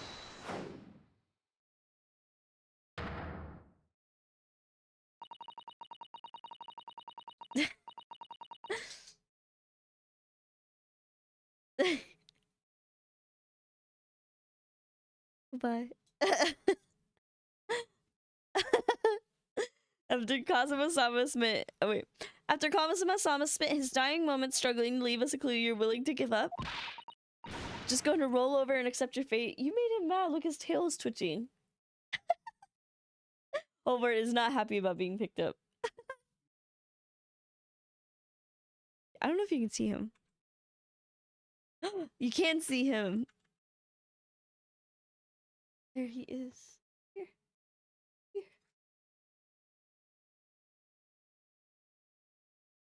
Oh my goodness. Oh. Oh my goodness. Oh my goodness. Chloe's right here, but you can't see her. Chloe. Oh my goodness. Oh, I will give him a treat. Let's see if he stays on the bed. Let me give him a little treat.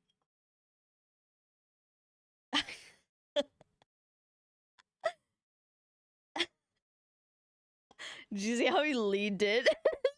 Did you see that?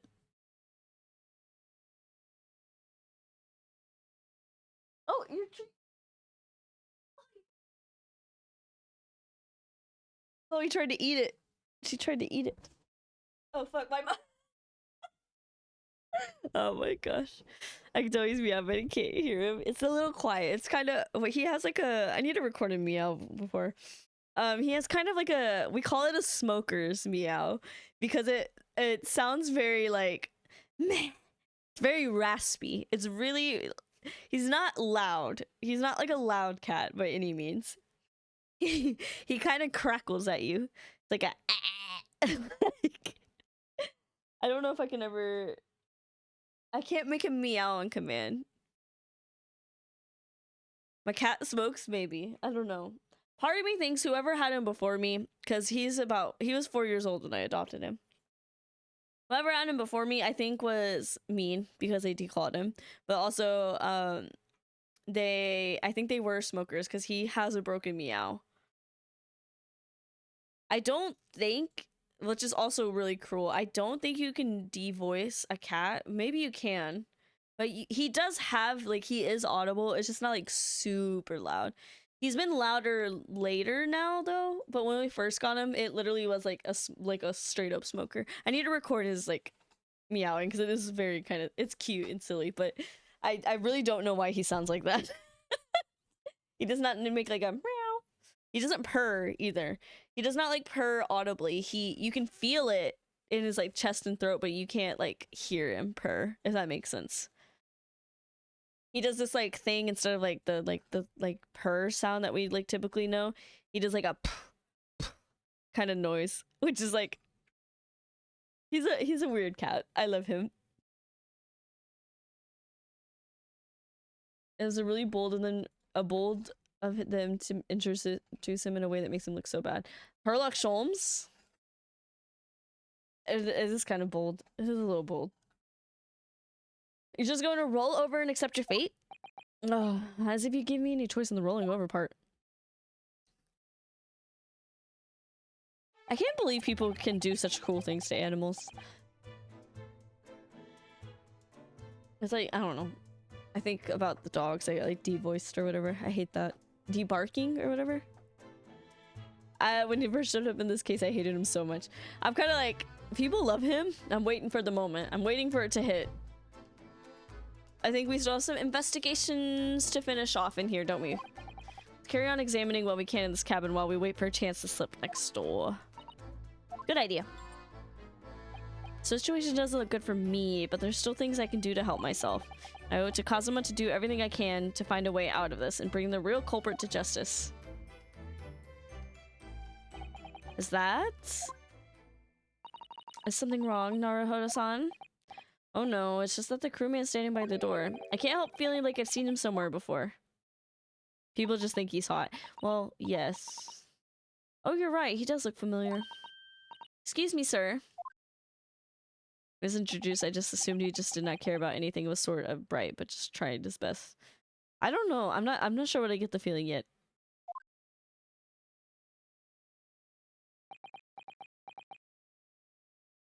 What is this man doing here?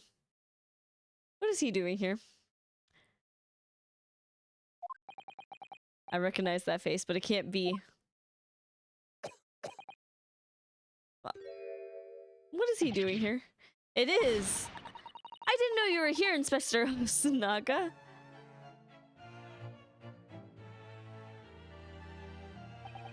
Hello again. What are you doing here? I think that should be my line. I was so stunned when I saw you, my heart stopped. Nearly stopped, I hope. I hope. What if we just made everyone British? I received some special orders to go undercover as a member of the crew and board this ship. Again? You certainly seem to enjoy undercover work, Inspector. If there's anything I can do to help you, please ask. I never expected to see this man on board. Perhaps his presence can help me out of this hopeless situation.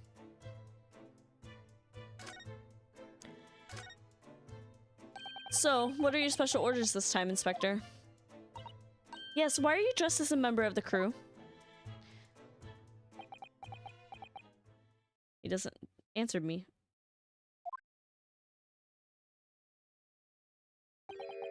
I'm so sorry. Hmm?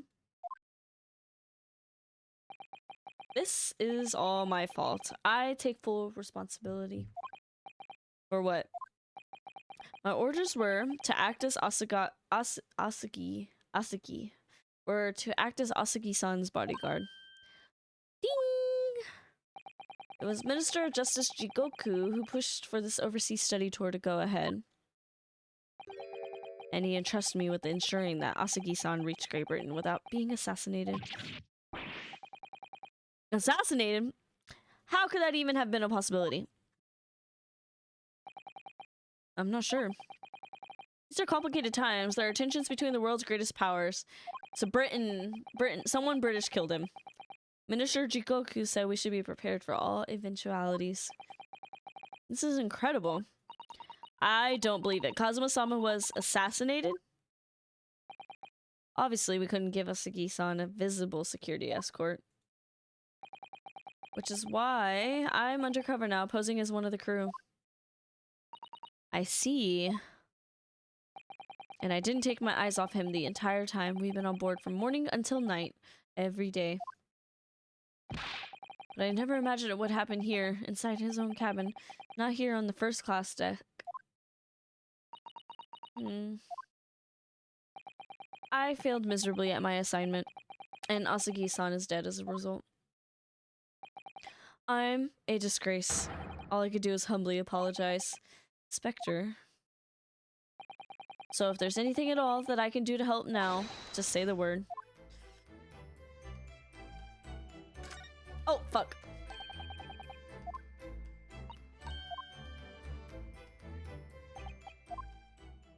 Oh my gosh. Can I fast forward? I didn't mean to click that. Oh my gosh. Oh my gosh. Oh my gosh. Yeah. Oh my gosh. Oh my gosh. We just gotta keep scrolling. Just gotta keep scrolling. Gotta keep scrolling.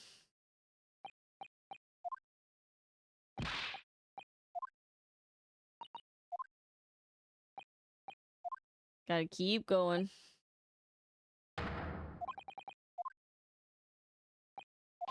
Just gotta keep going. We're doing what we can to investigate Kazuma's death ourselves. I thought you might be. You didn't do it, did you? You're not the killer. Of course not. We'd really like to investigate the cabin next door. Yes, so we need to be allowed out of this cabin. I'm sorry. What? You've been deemed a risk to the ship's safety. If you move to even touch the handle of the cabin door, they murdered me. That stormy-looking seaman there would surely snap your neck in two. I suppose I'm not just a stowaway now. They think I'm a murderer as well. Yeah, would it be possible to give me something to work with? Do you think I'm going to need something persuasive? What do you mean? If I had a solid reason why the next door cabin should be investigated, for example, I'd do everything I could to persuade the captain to allow it. Really, I'd lay my life on the line if I had to. But I don't see how. There may be a way. What, really? Think of how you tried to persuade me of your innocence, Naruhodo-san, by presenting me with a piece of evidence that you already had in your possession. Evidence. It's just the same as when you were in court. You must have done it many times during your trial. Choose evidence. That would give us a viable reason to investigate the next door reason. Alright. On the next door.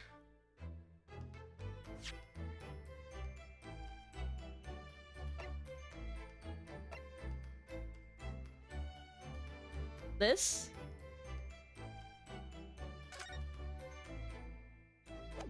Oh, no, no, no. Oh, it's teaching me about the other thing to do. There we go.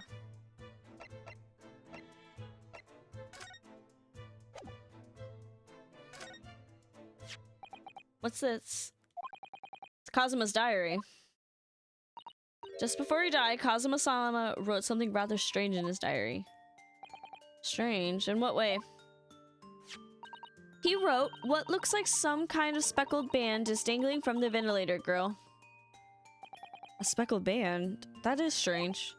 Yes, we're still trying to work out what he meant by that, but what I'd like to know is... Don't tell me. The ventilator, is it? You're very astute, Inspector. A ventilator clearly joins to the next door cabin. That's right, so if we can investigate it in there, we might be able to work out what the speckled band was. Alright then. I can't leave this cabin at the moment. I'm stuck here until we arrive at the next port. The captain has given me strict orders to guard the scene of the crime, you see. I have to entrust the investigation to you. Really? You're willing to do that? Yes, as long as you don't leave the first class cabin area. I'm afraid I can't remove those handcuffs, though. But what about the captain? Aren't you going against his direct orders? I'm a man of my word. And I promise you that I'll lay my life on the line if that's what it takes to convince the captain. After all, I failed to keep Asagi-san safe. This is the least I can do. Thank you. Let's seize the moment then, Naruhodo-san. Just select move and we can leave this cabin at last. Move. Alright, let's see.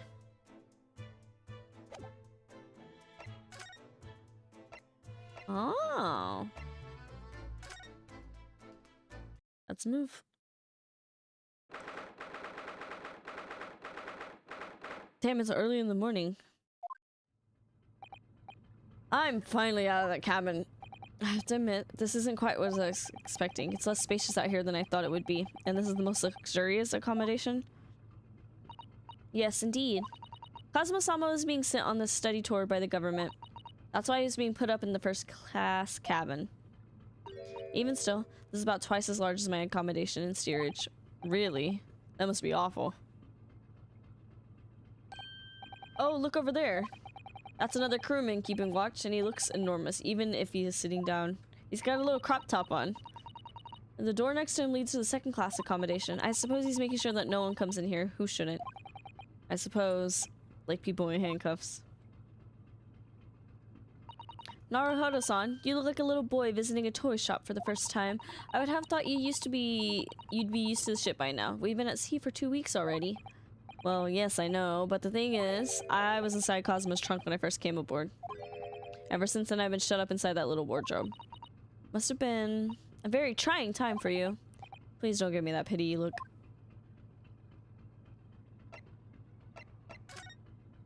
I'm assuming we should look, like, around. That's a huge book on top of the table there, and there's a pen next to it. Yes, that looks like the ship's log. Shall we have a little look through it? The writing is so neat and precise. Every detail about the voyage has been meticulously recorded. You wouldn't expect a rough and ready sailor to have such a beautiful handwriting. He's listening. I didn't mean to do that. And nothing. No reaction at all. I thought he might appreciate the compliment. I'm not sure that's rough and ready as much of a compliment, Naruhodo-san, even to a sailor. Anyway, last night's log is mostly blank. Presumably, that means there was nothing to report.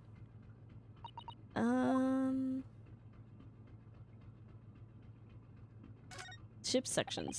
So there's like a plan of the SS Buria. It shows each deck. Look. Buria is a large-scale steamships with a triple skin hull. What a marvel of engineering. It's been playing on my mind for a while now, actually, but how is that such a huge lump of metal? How is it that such a huge lump of metal doesn't just sink to the bottom of the ocean? That's really quite simple, Naruhodo-san, is it? Well, consider the Japanese archipelago? That's how you say it, right? Archipelago? The islands of Japan? Yes, they're not metal, but they are enormous lumps of earth many, many times larger than this ship. They don't sink, do they? They've been floating on happily on the sea since the gods created them. I don't... Is that... What? Floating? I guess. Float... Are they not islands? Ah, a trap for catching mice. Yes, we have plenty of those back home in Japan. Although they seem to be using a lump of chalk or something. Let me see. Yes, I think that's what it's called. Cheese. It's made from the milk of cows. Oh, Japanese mythology. Gotcha. It's like, what? You can't eat it, Naruhodo-san. The trap will snap shut on your fingers. Really, but I suppose you're right. I forget they don't have cheese. We're actually going to try it, were you? All I've had to eat for the past couple of weeks is Kazuma's leftovers. You don't know how hungry I've been in that wardrobe. For you. I'll find a snack for you later.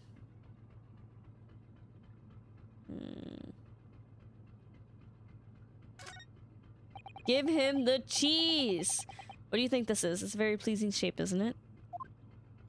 I can't imagine what it's like to have cheese for the first time. It's the emergency alarm. It's probably best not to touch it. Oh, an alarm. It says press only in times of emergency. Looks as though it sets alarm bells ringing all over the ship and brings the vessel to a complete stop. Oh, what are you doing, Naruhodo-san? You mustn't touch it. Ah, this is emergency. Just look at these handcuffs. You know full well that's not what the alarm is for. If you were to bring this vessel to a standstill for no good reason, you'd be in an even worse situation. I wish everything would just stop, the ship included.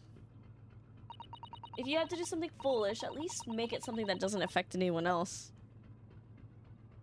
Cheese probably would be very, like, because it's very sharp and, like, pungent. Punches you. If you haven't eaten it for, like, you know. I love cheese, though. The Japanese food that I felt very shocked by when I first had it was octopus. Octopus freaked me out a little bit. I was like, I don't like this. I don't like it. That was a weird one for me.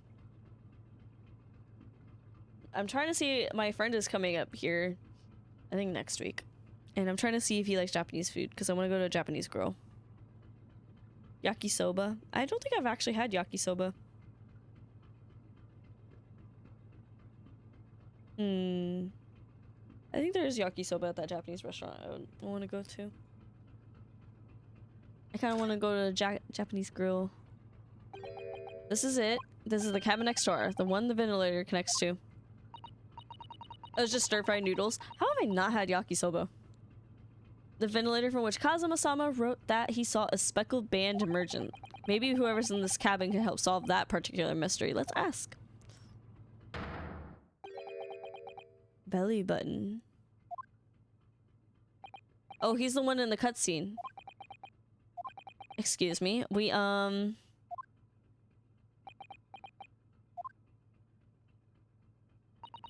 Sailor's eye speaks volumes. They're clearly saying keep out.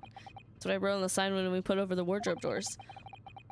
Although this man's version is definitely more effective. You're dumb. No, you're not dumb. I do like it, but I meant takoyaki. I did not like it. That's what I had. I had the octopus balls. Did not like those. There's a lot for me. Did not like it. Doesn't look like he's going to let us pass. That's a problem.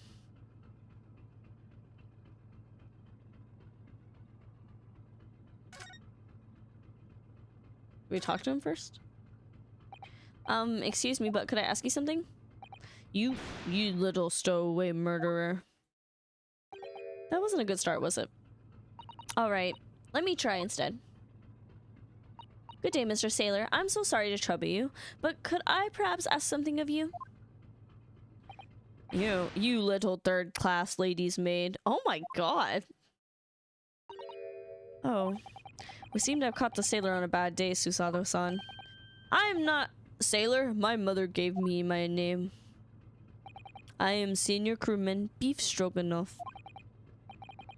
Beef Stroganoff is his name? The best thing is to just avoid eye contact, I think. Mr. Stroganoff, About this first-class cabin area. Here we are in the finest part of Burya steamship for very important persons. Sort of very important persons. Government officials, kings, queens traveling in secret, many important persons. That is why I am always guarding this place. That's amazing. You failed. Somehow I let stupid stowaway inside. I want to pick you up and throw you in ocean, but Stroganoff is not an animal. Thank you. If I may, I was wondering, is the cabin next to Mr. Asagi's currently occupied? Don't know what that would say. Suzada-san, did you understand that? Sounds like da. I think it's probably like Russian for yes or no. Genius. It is not permitted to visit other cabins without invitation. Okay. Well, this sounds like there is somebody in the next door cabin at least. Da. De. Yes, it's tantalizing. Who's in there? Could you tell us who's traveling in the cabin next to Mr. Asagi? His name is Mr. Grimsby Roylott. Grimsby Roylott. He is a very important Western gentleman. Grimsby Roylott. Western gentleman. Do not think about it. He has nothing to do with murder of student boy. How can you be so sure about that? Mr. Roylott is authentic Western gentleman. Such a man would have no interest in lowly student from insignificant Far East islands. Oh my god, that was harsh. Could you tell us when Mr. Roylott came aboard? That is not your business. Come to think of it, even though we've been at sea for 2 weeks now, and I've been in Kazuma's cabin the entire time, I never once heard anything from the next door cabin, or even felt like there was anyone there. Well, presumably, since this gentleman is occupying one of the first-class cabins, he must be rather important. Is that right? That is not your business. What happened last night? Are you here on watch here all the time, Seaman Stroganoff? All the time, so criminals like you cannot come in or get out. I wonder, could you tell us anything about last night at all? It is sad about student boy. Were you on watch last night as well? Of course. And did you notice anything at the time? Anything unusual? Suzada-san, did you understand that? It's clearly a no.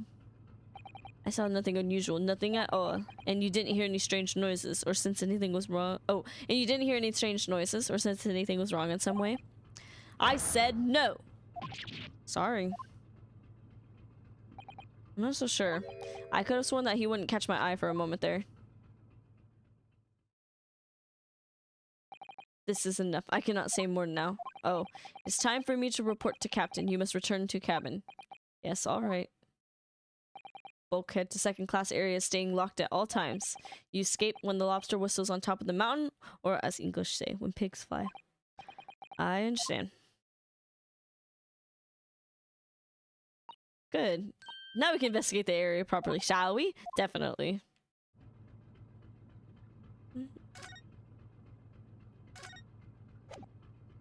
Oh, can we just move in? Or do I need to examine? Hi, Hoffer. How are you? He's sitting. That is a sitting cat. This is it. This is the cabin next to ours, the one the ventilator connects to. He is sitting. Yes, the ventilator from which Kazuma-sama wrote that he saw a speckled band emerging. Maybe whoever is in this cabin can help solve that particular mystery. Let's ask. I feel like someone's gonna stop us. No answer. We're out of luck, it seems. There's no one in there to help with our inquiries. How annoying. Ah! What was that? It came from the inside. Such a high pitch. Oh, it's a scream. Such a high pitched scream. It must have been a woman. Stand aside.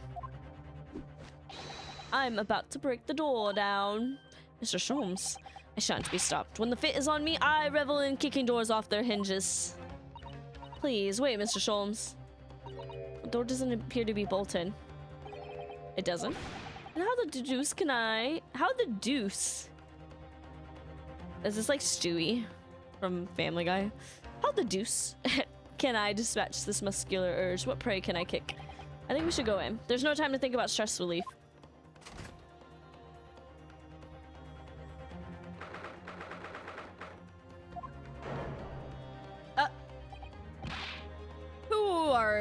Who are you?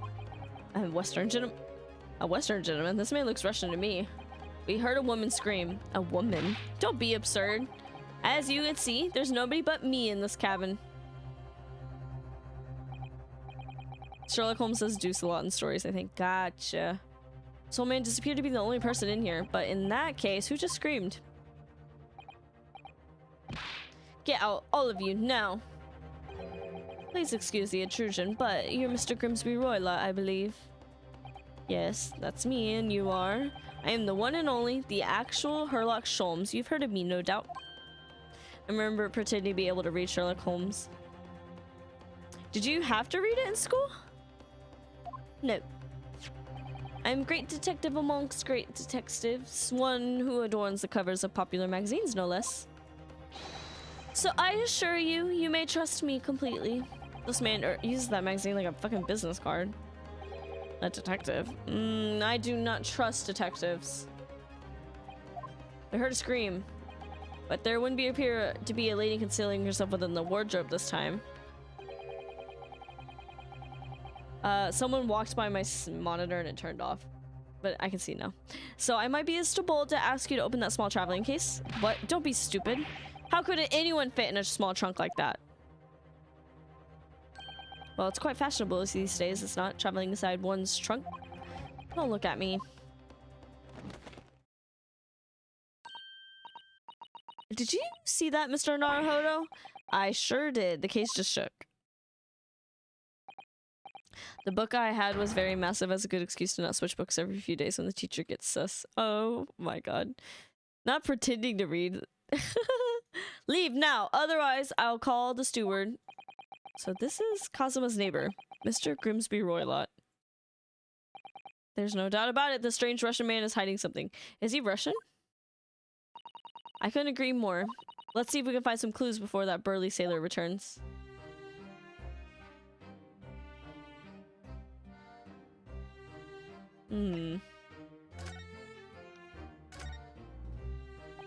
Mr. Roylott, we'd like to talk to you about something.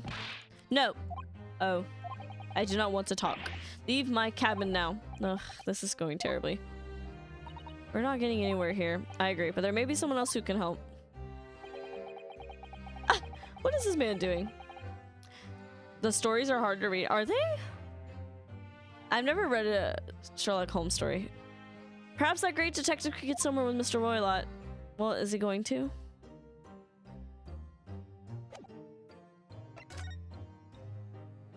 My dude. Do you have a moment, please, Mr. Sholmes? You need only address me as Sholmes. Why is he like this? That's what I just did, isn't it? They're a little old-timey, but I think it's easier than, like, Dickens. I've never read Charles Dickens either. I haven't read a lot of classics. Well, Mr. Sholmes, what were you doing in there? Why, I was resting, of course. Resting? Indeed, I was contemplating our sea voyage from the confines of the wardrobe, was waiting for the inevitable time that you would need to call my great powers of detection into service. Delusional. But seeing that the hour is upon us, the time has come. I'm messing up the accent. Am I mistaken? Well, no, actually, you're spot on. For once. Observe closely. A Russian host in this cabin, Mr. Roylott, is clearly trying to hide something. And do you know what is the most effective weapon to use against a Russian hiding a secret? Why? The truth, of course. Though she pointed out that such methods are not exclusively for the Russians. What does that mean? I end up paying more attention on how to deconstruct a sentence rather than interpreting the events of the story. Are you okay, Hoffer? It means I kinda hate him. Juju man hater? Juju man hater?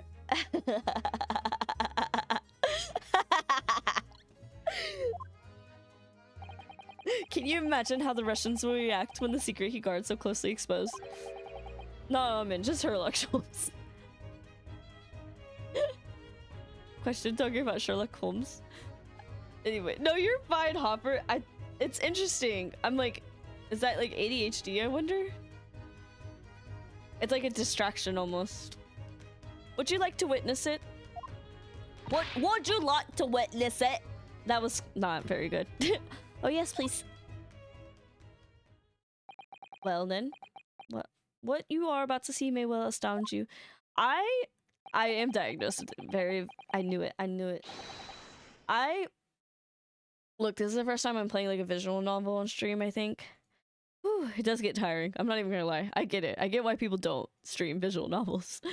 However, I am about to apply my great detective's greatly admired great deduction to the case.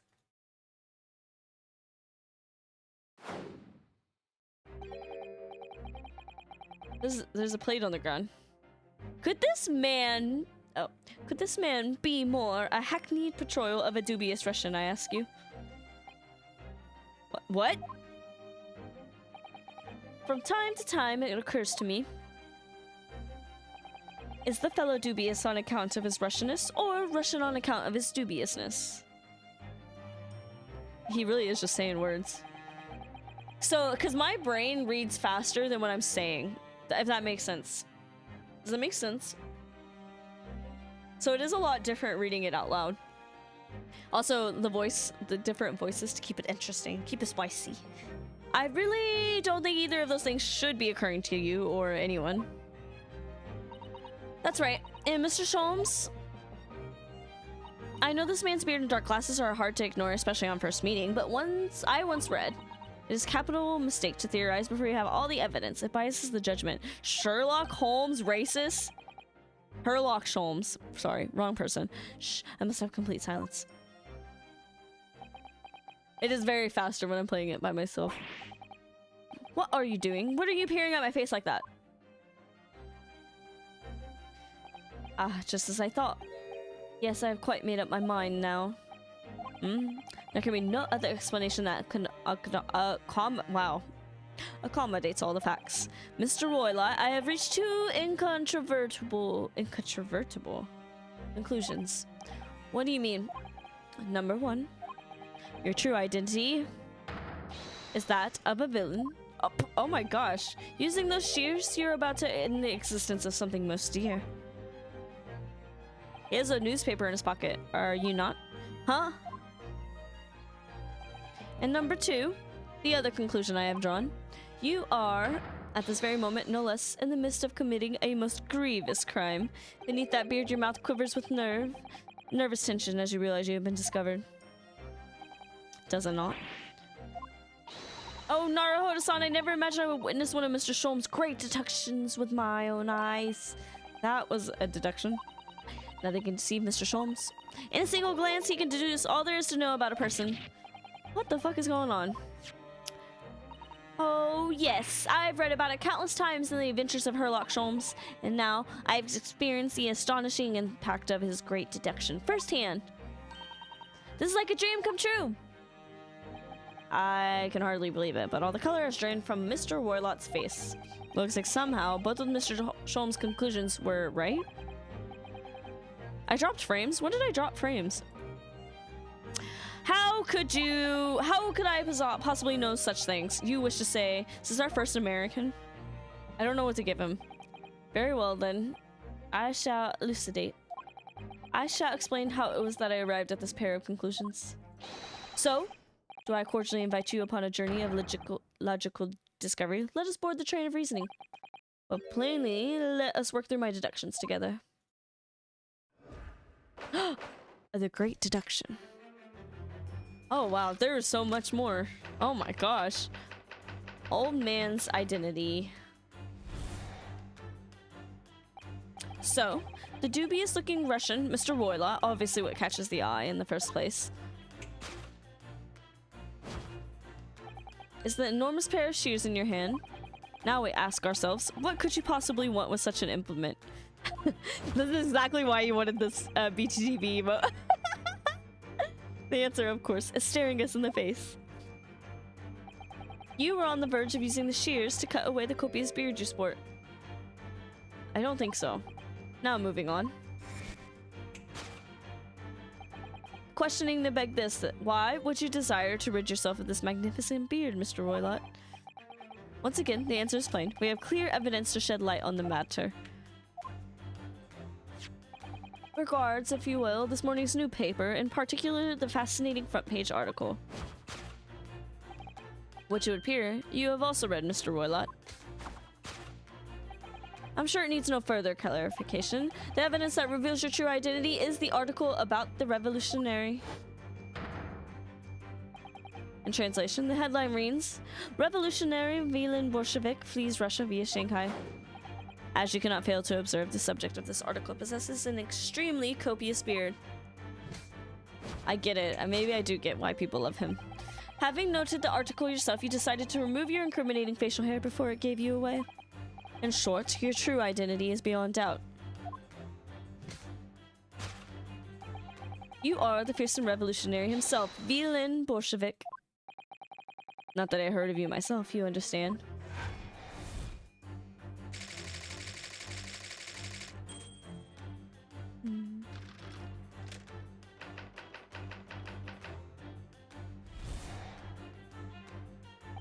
Now, as for my second conclusion, you are at this very moment on the brink of committing a most grievous crime.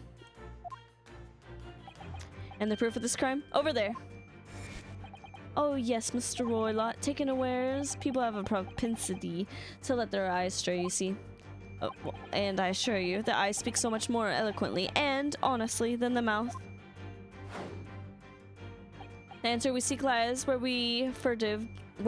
oh my god, brain tired. The answer we seek lies where the furtive glance falls. The proof of your crime sits before our very eyes. Yes, that traveling case. It is the time, I think, that the case be opened and its contents laid bare. No, I refuse. What could you possibly be concealing inside, we ask? By my estimation, a young lady, perhaps, one slight enough to fit therein. Don't be absurd. And what, pray, would be the identity of this young lady in the traveling case? Dear me. We are not well suited to a life of crime, are we, you careless Cudeo? Cudeo? Betrays you. I don't know. Once again, we only need your furtive glance to find the answer. There's a fuzz on my pop filter. Yes, the reason you refuse to open your traveling case can equally be found in the pages of this newspaper. For there's another most stimulating article on the back. And if we turn the back from the fleeing revolutionary to the back page, renowned prima ballerina of the Novovish Ballet disappears from Shanghai. Where is this? Where is it? Where is it? Where is it? This one? Such a headline can lead us to but one conclusion. Your crime is that of a production. And according to the article, the young lady's name is Nikolina Pavlova. Jesus. Pavlova? Is it Pavlova or Pavlova? Where's Tim? To correct me on my pronunciation of words. Pavlov? Pavlova? Hutao? Hutao? Hi, Loki. Pavlova? Pavlova? Pavlova? Pavlova or Pavlova? Pa? I'm not a pronunciation person. See, that means not a lot to me in my brain for some reason. Pavlova? Pavlova. Pavlova. Pavlova. Pavlova. Pavlova. I can't help you in text. See, this is rough. If you had the like, you know when you could put accents like the dots and the pointy thing and stuff like that. If you could do that, maybe I could get it. Can't spell well. Thankful for autocorrect. I got 3rd place in the spelling bee in 2nd grade.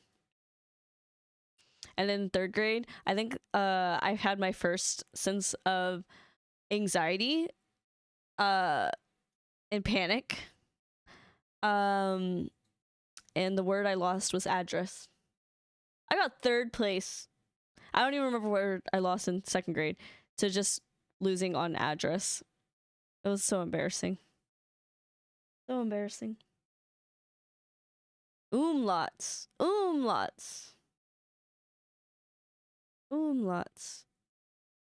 I have always been really good at spelling. I like spelling, but I feel like my brain's getting stupid. Getting a little dumb. I need a little bit of brain exercises. Umlaut. I feel like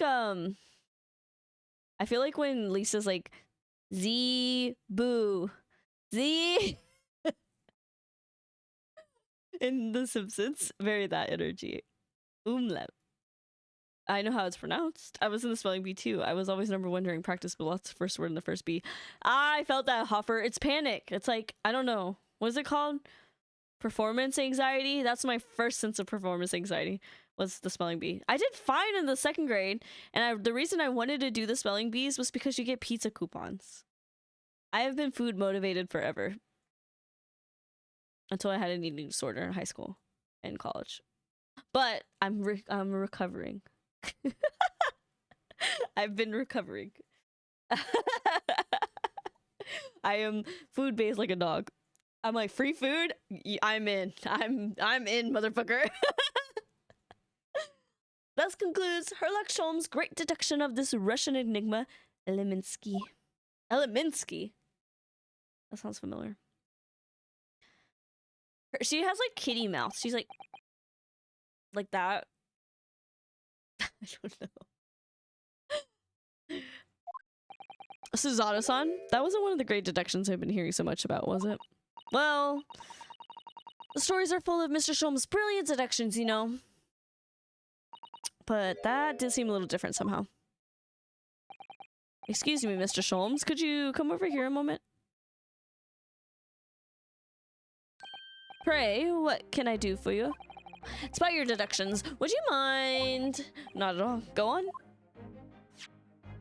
Well, to start with, there's this newspaper article. I think we had the same discussion before, but these two men look nothing like each other.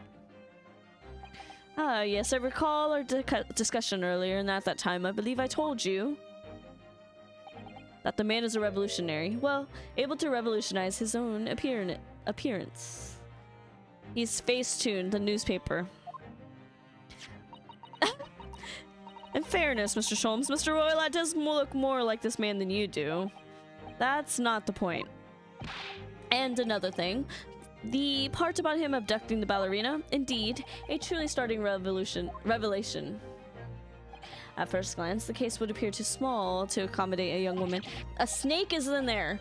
Not just at first glance, it is too small, clearly.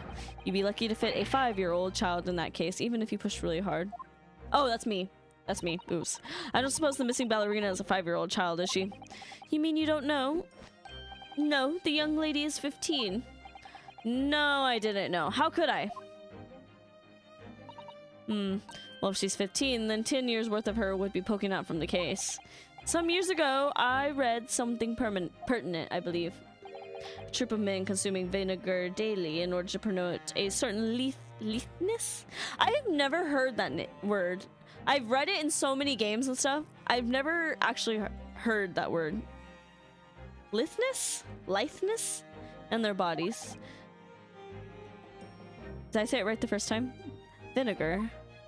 I'm scared. I haven't turned the captions on. Ah! I just remembered. Why doesn't the bot yell at me to turn the captions on? Why doesn't she do that? For such a sour bunch, it would surely be simplicity itself to contort itself into the confines of that small case. Leith? What? Lithe. Is spelled like it rhymes with I. But it's not. It doesn't rhyme with I, right? It's a short I sound. Well, slant rhyme. Slant rhyme. That's a word. I believe you. Better call Juju. I need some water. My throat is actually getting dry.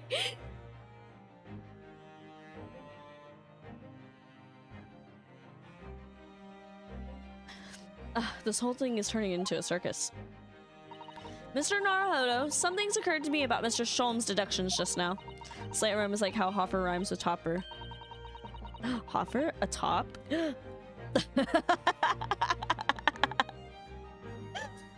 Yes. I didn't realize there was a word for that. I like that. So it is lithe, like litheness. Just there to make Shakespearean poetry not wrote, but cool and neat. I didn't know there was a word for that. I am a nothing. Wait, are you Ace? Arrow Ace? I love that for you.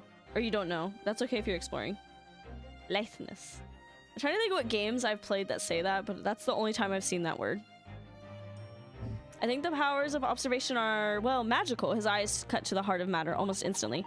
Just where he directs his attention and his logic that seem a little off. It is blurry, but I heavily lean ace. Very nice. Very, very nice.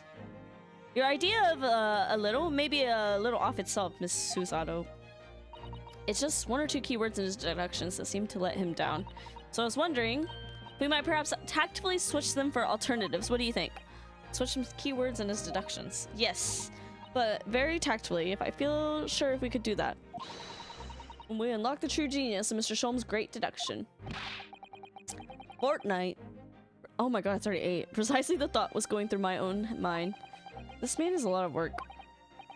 At times I wonder how anyone puts up with— at times I wonder how anyone puts up with me. Haha.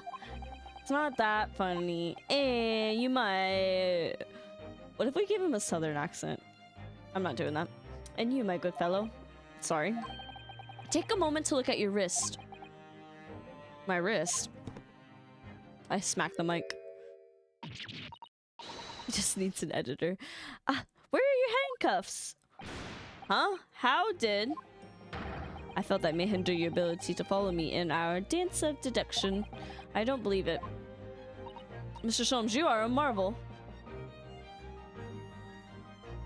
And don't worry, I shall restore the shackles to your wrist when we are finished. I'm not worried, in fact. I don't know what he said, but it's fine. So, let us begin. Herlock Sholmes is proud to present his logic and reasoning spectacular. Course correction. Hold it, Mr. Sholmes. This is a fun little game mechanic, maybe. So the dubious looking Mr. Rush and Mr. Royla, obviously what catches the eye in the first place is the scissors, is what I think. Is the enormous pair of shears, yes. Now we ask ourselves, what could you possibly want with such an— The answer, of course, is staring us in the face. Oh, wait, no. I don't think it was for the beard. I'm not sure. Would you really use shears like that to cut off a beard? I doubt that's something I'll ever have to worry about. It doesn't quite sit right with me, though. It doesn't seem to be sitting right with Mr. Roylott either. Which means, I suppose, that the deduction is wrong. Let's try to switch a keyword here, Naruhodo-san. See if it helps. Alright, how? We should start by taking a long, hard look at Mr. Roylott. I wonder if it's really his beard that he intended to use. Exactly. If we do manage to find something that seemed to fit the sense of Mr. Sholmes' deduction better, then what? Then I'll leave the rest in your capable hands, Naruhodo-san. This is a long section. Well, anyway, let's see if there's anything we can even use to switch around in that last sentence. Or just feels long, because when I played Ace Attorney, I played it by myself. So I'm wondering if it just feels long in a, like a streaming investigation section. I'm gonna move this a little closer, actually. Oh, you can see that in the camera. Kind of forgot how cameras work. What exactly was Mr. Roylott really going to use those enormous shears for?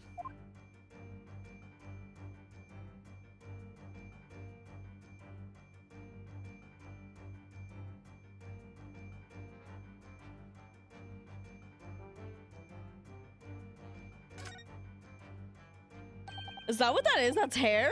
What the? It looks like a cascade of stunning golden locks. No, the color is not the point. The point is what's it doing on the back of Mr. Roylot's head? How's it growing out from underneath this thick black hair? Yeah, so it's stunningly beautiful and stunningly surprising. Something's definitely not right here.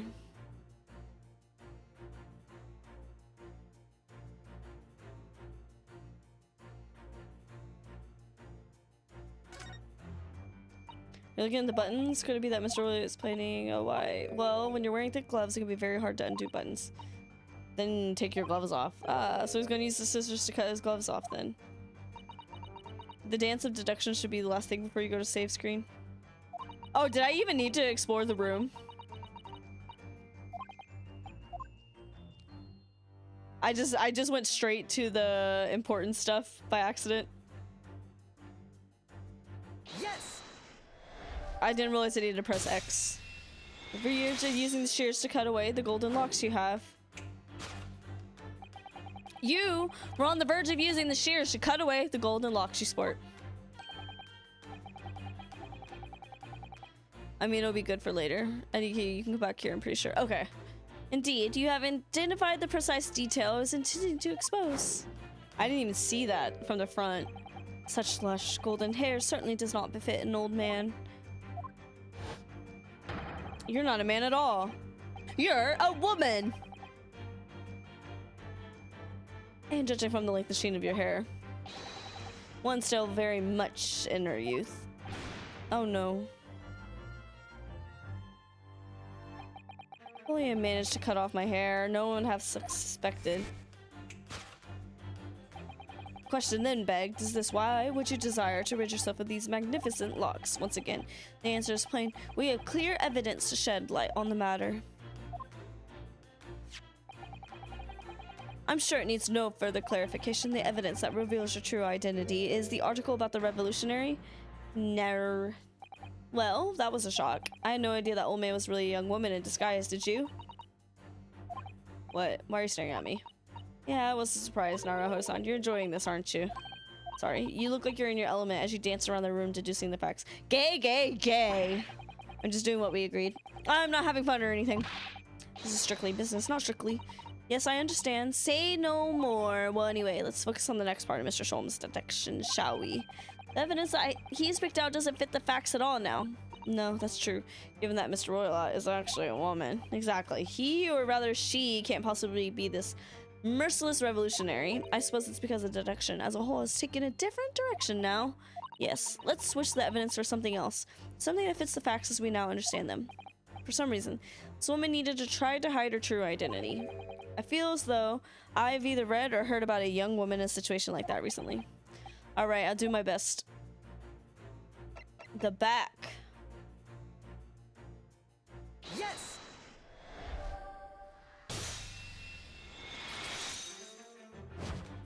Yes! The evidence that reveals your true identity is, of course, the article about the ballerina. That's right. You've hit the nail on the head. Renowned prima ballerina of the Novovish Ballet disappears from Shanghai. It would appear we are finally able to address you by your true name.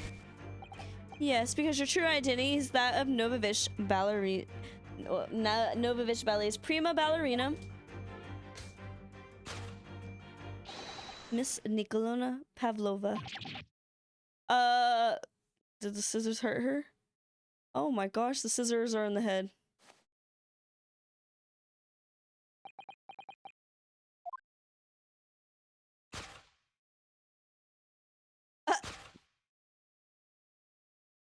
Okay, D-drag. Let's go.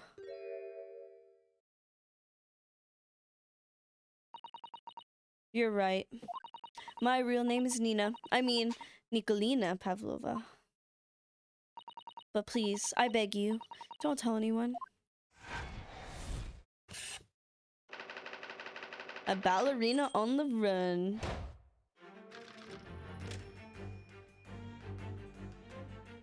Okay, who... I like it too. I like it too, Tim. Now as for my second conclusion. You are at this very moment on the brink of committing a most grievous crime. And the proof of this crime over there. Oh yes, Miss Pavlova. Taken unawares, people have propensity to let their eyes stray, you see.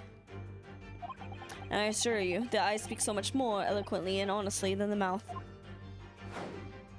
It's a snake in there. The answer we seek lies where the furtive glance falls. Proof of your crimes is before our very eyes. Yes, that traveling case. The woman is the ballerina, and she's right in front of our eyes, so clearly she can't be inside that traveling case.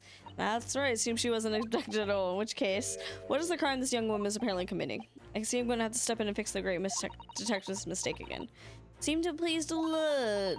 Do you like the idea of another chance to dance around with Mr. Sholmes? Stop it! Anyway, there must be something else here that shows what this woman is up to. Chloe looked at me when I said stop it. I kind of feel bad.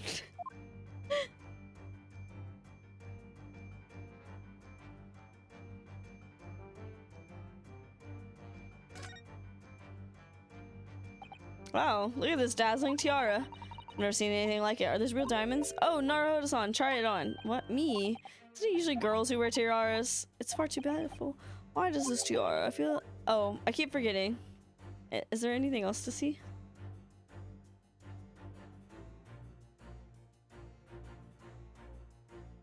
I do believe it's the tiara. Yes.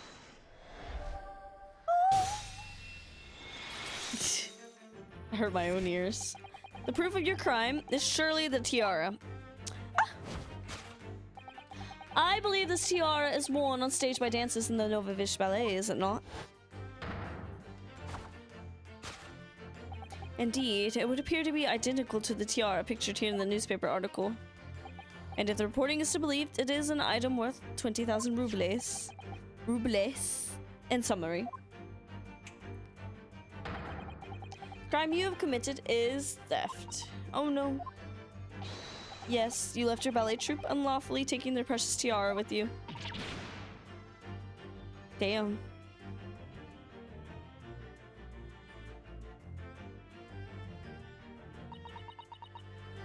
I have no one, no family, no friends. I am all alone, and I need money. But I did not steal the tiara. As a present from, how do you say, an Earl of Prussia? It belongs to me. This girl is only 15 years old.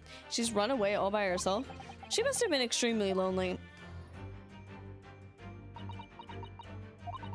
Alright, I will tell you everything. There's no point of hiding it now.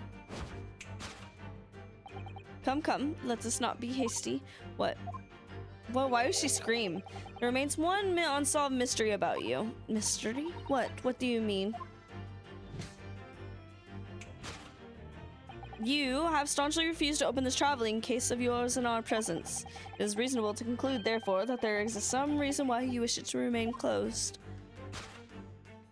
Is that not so, Miss Pavlova? My dear girl, there's no sense in playing games with me. Nothing escapes my attention.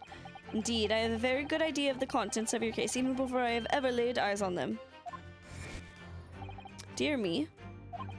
We're not well suited to a life of crime, are we? Your careless coup de something. Once again, we need only follow your furtive glance to find the answer. The reason why you refuse to open your case is written in the books on the shelf. He's being a silly goose. He's adapting his logic to the changing circumstances, don't you think? Maybe, but why has he suddenly brought the bookshelf into this? Wow, guess surely. Oh, do you think so? Well, it doesn't seem likely that the reason why this young woman doesn't want to open her case would have been written in a book that doesn't even belong to her. Yes, that's true, but still. Miss Pavlova certainly did cast her eyes in that direction, and I noticed it myself. There has to be another reason why she won't open her case. It must be somewhere in the same area. That's where her gaze was involuntarily drawn.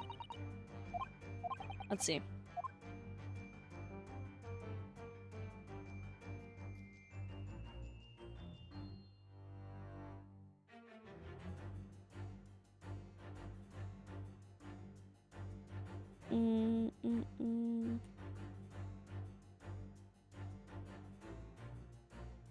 She has a pet.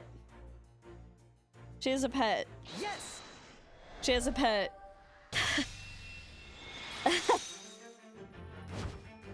You have a fucking pet. Is the rules of passage. She's just really shy. Passengers must not keep weapons or other dangerous objects in their cabins. Pets are also forbidden. Inside that case of yours is something forbidden from carriage on this vessel. I didn't read that in British accent.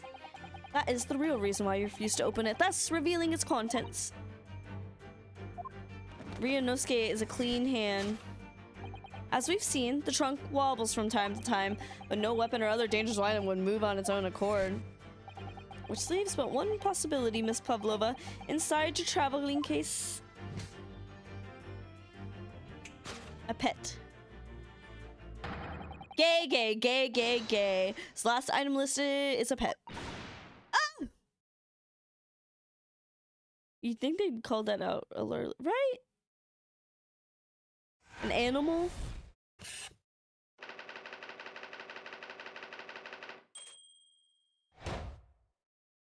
This game is all about finding the logic, like logical,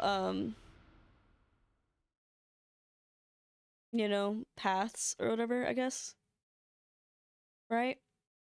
Like, you gotta prove it, I guess. I don't know. Have you played an Ace Attorney game, Hoffer? You aren't who you said you were. No, I am not Grimsby Roylott. My real name is Nikolina Pavlova. Everything you said was correct. You absconded during one of your ballet's company's performances in order to escape your homeland. Like a police interrogation where you gotta sort of break the subject in a sense. Knives your knowledge of these games. You're a lawyer who gets to investigate for some fucking reason, but in every single one of the games. You're a lawyer who plays an investigator. Later that same night, you stole aboard at this vessel, which couldn't have been easy. No, Burya is a huge steamship with a vast crew. Gay lawyers with goofy stuff. Could she really have snuck on board without being noticed? Better call Sholmes. Better call Juju.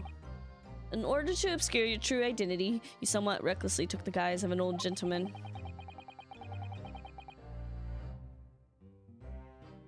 Oh my gosh. I just realized when I do not disturb, I don't see any notifications, so it kind of is scary to me.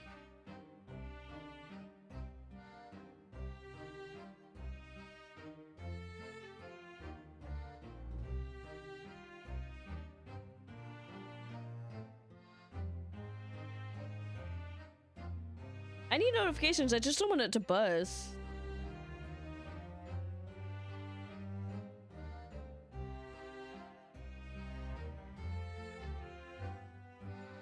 Hold on. Okay. This is going a lot longer than I thought it would. It's in the 1900s, so less technology and knowledge is present. That too. You intend to sever all links with your past by severing your long hair. Yet, to a woman, her hair is no trifling matter. My personal recommendation is just leave well alone. So if it was just you about to cut off your own hair, who was it that let out the scream we heard from outside the cabin? That variable tinkling of a bell? Why, none other than this young lady, naturally. More like full set of pipes if you ask me. Why don't we let her talk? I was scared when I ran away in Shanghai. I was sure they would come looking for me. That's why I decided to, how do you say, disguise myself so no one would recognize me. As a result, you transform yourself into that questionable old man I see. I put on the fur hat and fake beard. Then, just before you came in here, I saw in the newspaper, right on the page, there was a picture of me. I was so frightened. I couldn't stop from screaming. I knew that if I didn't change my appearance completely, they would find me. So I decided to cut all my hair as fastly as possible. I picked up the scissors in my hand and I'm kind of going in between accents. I'm struggling with this one. At the precise moment we walked in through the annoyingly unlocked cabin door. Things happen like that sometimes, don't they? Things do indeed happen like that from time to time. Are those two even talking about the same fucking thing? Can't you just turn the ringer off then? It's the watch that buzzes. I don't think I can turn the buzzing off. Like, that's all I want to do. I don't really necessarily want to turn notifications off. I just want to turn the buzzing off on the watch. I don't know how the Apple Watch works exactly. What exactly do you have inside your traveling case? You were right. It is my dear friend inside. My only friend in the world. Please, don't tell anyone if the captain finds out, if you say to any of the crew. Your secret is safe with us, I assure you, but in return, you must tell us as much detail as you can muster about the events of last night. Yes, all right. I will tell you. Can I see what's in there? Oh, Mr. Naruhodo. Wasn't it something? Mr. Shulm's great deduction? It was certainly something, yes. I'm just not entirely sure what. But at least Miss Pavlova has agreed to tell us what she knows. That's incredible. Indeed, it is incredible. Why are you scaring her? Oh, and one more thing. Oh yeah, what? Observe your wrist. My... Your hands are cuffed again? What though? What? But how? True to my word, I have restored your shackles. Grr. When and why? There's still a shadow of guilt cast over you, Mr. Naruhodo. I'm sorry to say. It can't be helped at the moment. It can't be helped! Can't it? Really? Anyway, let's listen to what Miss Pavlova has to say. I can't go on not knowing. I have to find out what the speckled band that Kazuma-sama wrote about in this diary.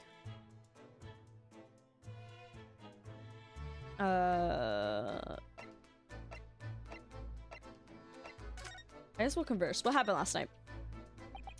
Did you know that someone was killed in the cabin next door to this one last night? One of the crewmen told me this morning when I was eating breakfast. The man who died, he was a friend of mine. That's why we're trying to find out what happened. Did you notice anything unusual last night? Perhaps you heard a strange noise, for example? Perhaps people talking? Perhaps the ship was absorbed in the wild tempest. Perhaps its steam engine exploded. Perhaps everyone on board would have noticed that had happened. Miss Pavlova, is there anything you can tell us? I don't know. I'm sorry, but all I could think about last night was what I had done and whether they would find me. I didn't notice anything that was happening around me. Oh, I see. You've run away from your ballet company, haven't you? The Novavic? I think it's Novavic ballet. Yes, I am traveling to Great Britain, and from there, I want to go to America. I will never dance again. I want to forget everything about the ballet. I will start a new life. You wish to forget? It is Novovich? Okay. You wish to forget. A challenging proposition when you have that striking tiara as a reminder. The tiara is mine. I need it to live. The girlies have pouty lips. I have no money of my own. The Novovich ballet gives us only a little food and water, and we must dance all over the world. I had to run away. Child labor. I had to run away. I had no choice. If I stayed, it would have killed me. No money. No money. So you ran away to protect yourself? Yes, and the crew of the ship, they have all been kind to me. They let me come on board. They said I could hide in this cabin. But that is indeed the truth, Miss Pavlova. It creates a most intriguing conundrum. Yes, it does. What do you think about it, Mr. Naruhodo? Me? Well, I think we should hear Miss Pavlova's explanation to what a conundrum. I'm not sure. What is this conundrum? Miss Pavlova, allow me to pose you a riddle. According to this newspaper, it was only yesterday that you absconded from the ballet. Now, that being the case, must have been last night that you boarded this vessel. However, the SS Beria stopped by no port last night. That's it, of course! Gotcha. So how is it, pray, that you came to be aboard? Now I think about it, the crewmen outside the cabin acted very strangely when we mentioned that.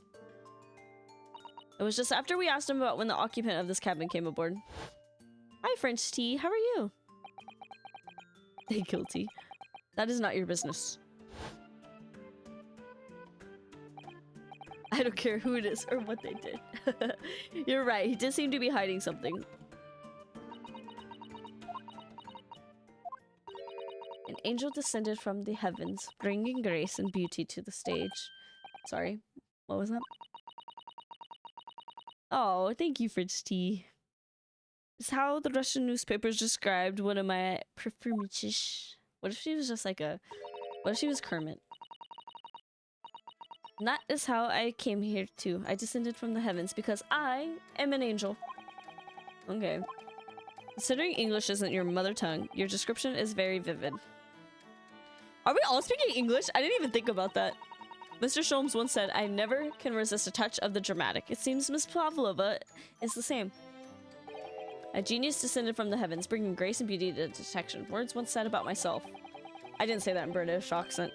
I quote from the wonderfully... I guess that would make sense, because Herlock Sholmes... But he was just in Japan for a little bit, so I don't... They could be all... They could know multiple languages for all I know. A quote from a wonderfully extravagant advertisement for the adventures of Herlock Sholmes, in fact. Yes, Mr. Shoei. Anyway, it does look like Miss Pavlova is going to tell us what really happened. You'll actually notice that when Ryu and Susato are hanging out alone, they call each other Susato-san and Naruhodo-san, but when other people are in the room, they just use Miss and Mr. Oh my god! Indicating they switch languages. Gotcha! I didn't even realize that. Wow. Wow. So the friend you mentioned is inside your traveling case. Is that right? I don't think animals are allowed on board according to the rules of passage. Oh please, don't tell any of the crew. They found my precious... Then, the burly Russians would bestir themselves in unison to throw you and your case overboard, no doubt. So reassuring, Mr. Sholmes. What sort of pet is your friend? A little puppy? It is, isn't it? I didn't even notice it. It's so small. Like, such a small difference. Maybe an adorable little rabbit? No. It's a snake! You credit Russia as the land of small rabbits, do you? Oh, don't they have small rabbits here? You may well ask. I have no idea. You two are miserable bunglers when it comes to understanding the nature of young ballerina's friends. Isn't it obvious? It must be a chicken. Really? Consider the benefits. A bruising wake-up call, daily fresh eggs. I think we would hear a chicken. When adversity strikes, it would satisfy the needs of a sustenance. There would be chicken poop everywhere, too. You eat your friends? I'll remember that. It's not a chicken. Well, it would appear this friend's identity is a closely guarded secret, not to be revealed. Chibkin! She obviously doesn't quite trust us yet. There's something I should like to show her, I think. Maybe she might be able to shed some light on it.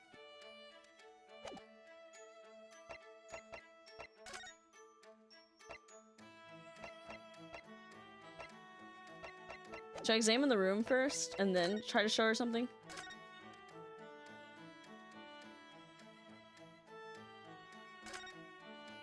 Let me see. Don't touch! Okay. I will tell you what I know about last night, but please, you must not touch my things. How do you say, forbid it. Oh, sorry. That's what you should be, young man. What vulgar manners you have. Poking around any young lady's private belongings. Neither shall I allow it. Hypocrite. Do I need to print something first? This bag looks sus.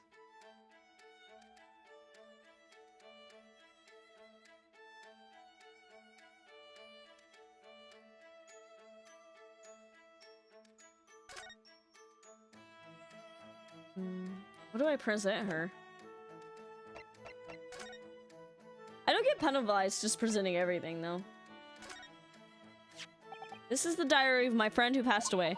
His diary? Yes, and he wrote in it last night before he died. Something a little unusual, it reads.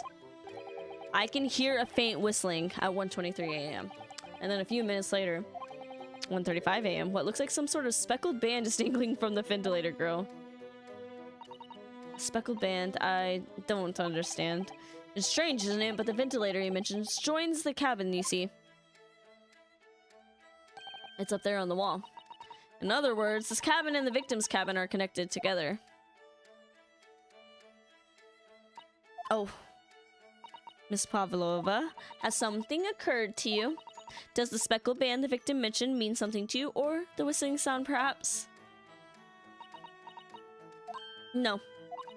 I don't know anything. Oh.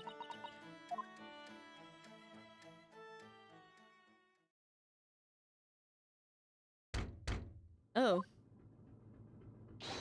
Excuse me, Mr. Roylott. Yes, but... Wow, she's fast. Captain would like to speak with you. You must come to Captain's quarters at once, please. Alright. I will come. What? You must leave now. Oh no, it's fine. Don't mind us. Yes, please don't worry yourself, Mr. Roylott. Get out. Passenger sets out. Or do you want me to throw you out? Ugh, it looks like they'll have to leave investigating this cabin till later. What a pity. What a pity. And so, we lost our chance. Having still not managed to investigate Miss Pavlova's cabin, we were unceremoniously chased out. That is to say, we were quite literally picked up and thrown into the passageway outside. Popeye is mad. We're at the halfway point. We did it. We did it. What a good stopping spot. My voice is hurting. Woo. Investigation part 2. I guess either on Wednesday, maybe tomorrow. We'll see. I could do a surprise stream tomorrow. Damn. I could never read aloud this Sholmes. Here, let's turn a little bit more latent music on. There we go. All right. I cannot believe Juju's likes Sholmes. I am curious to play more of the game to maybe understand Juju's point of view. Oh, there we go. I'll find out soon enough. Thank y'all for watching today. If you don't mind, please stick around for the raids because we like supporting other streamers. Teehee. Oh, I have several friends online. Oh gosh.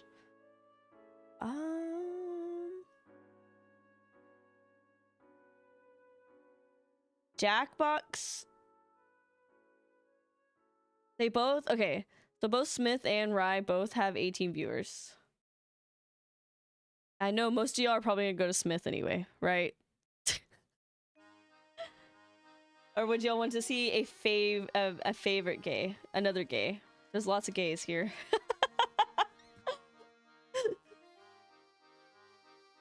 We could go say, you could stream 2 people at the same time. I'll probably be going to Smith. Let's see.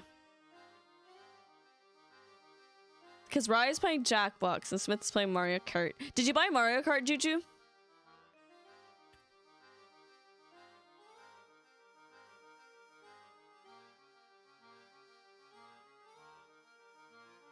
There we go. Oh no, I'm waiting for sale. It's supposed to start on Friday. Wasn't it not on sale for Mario Day?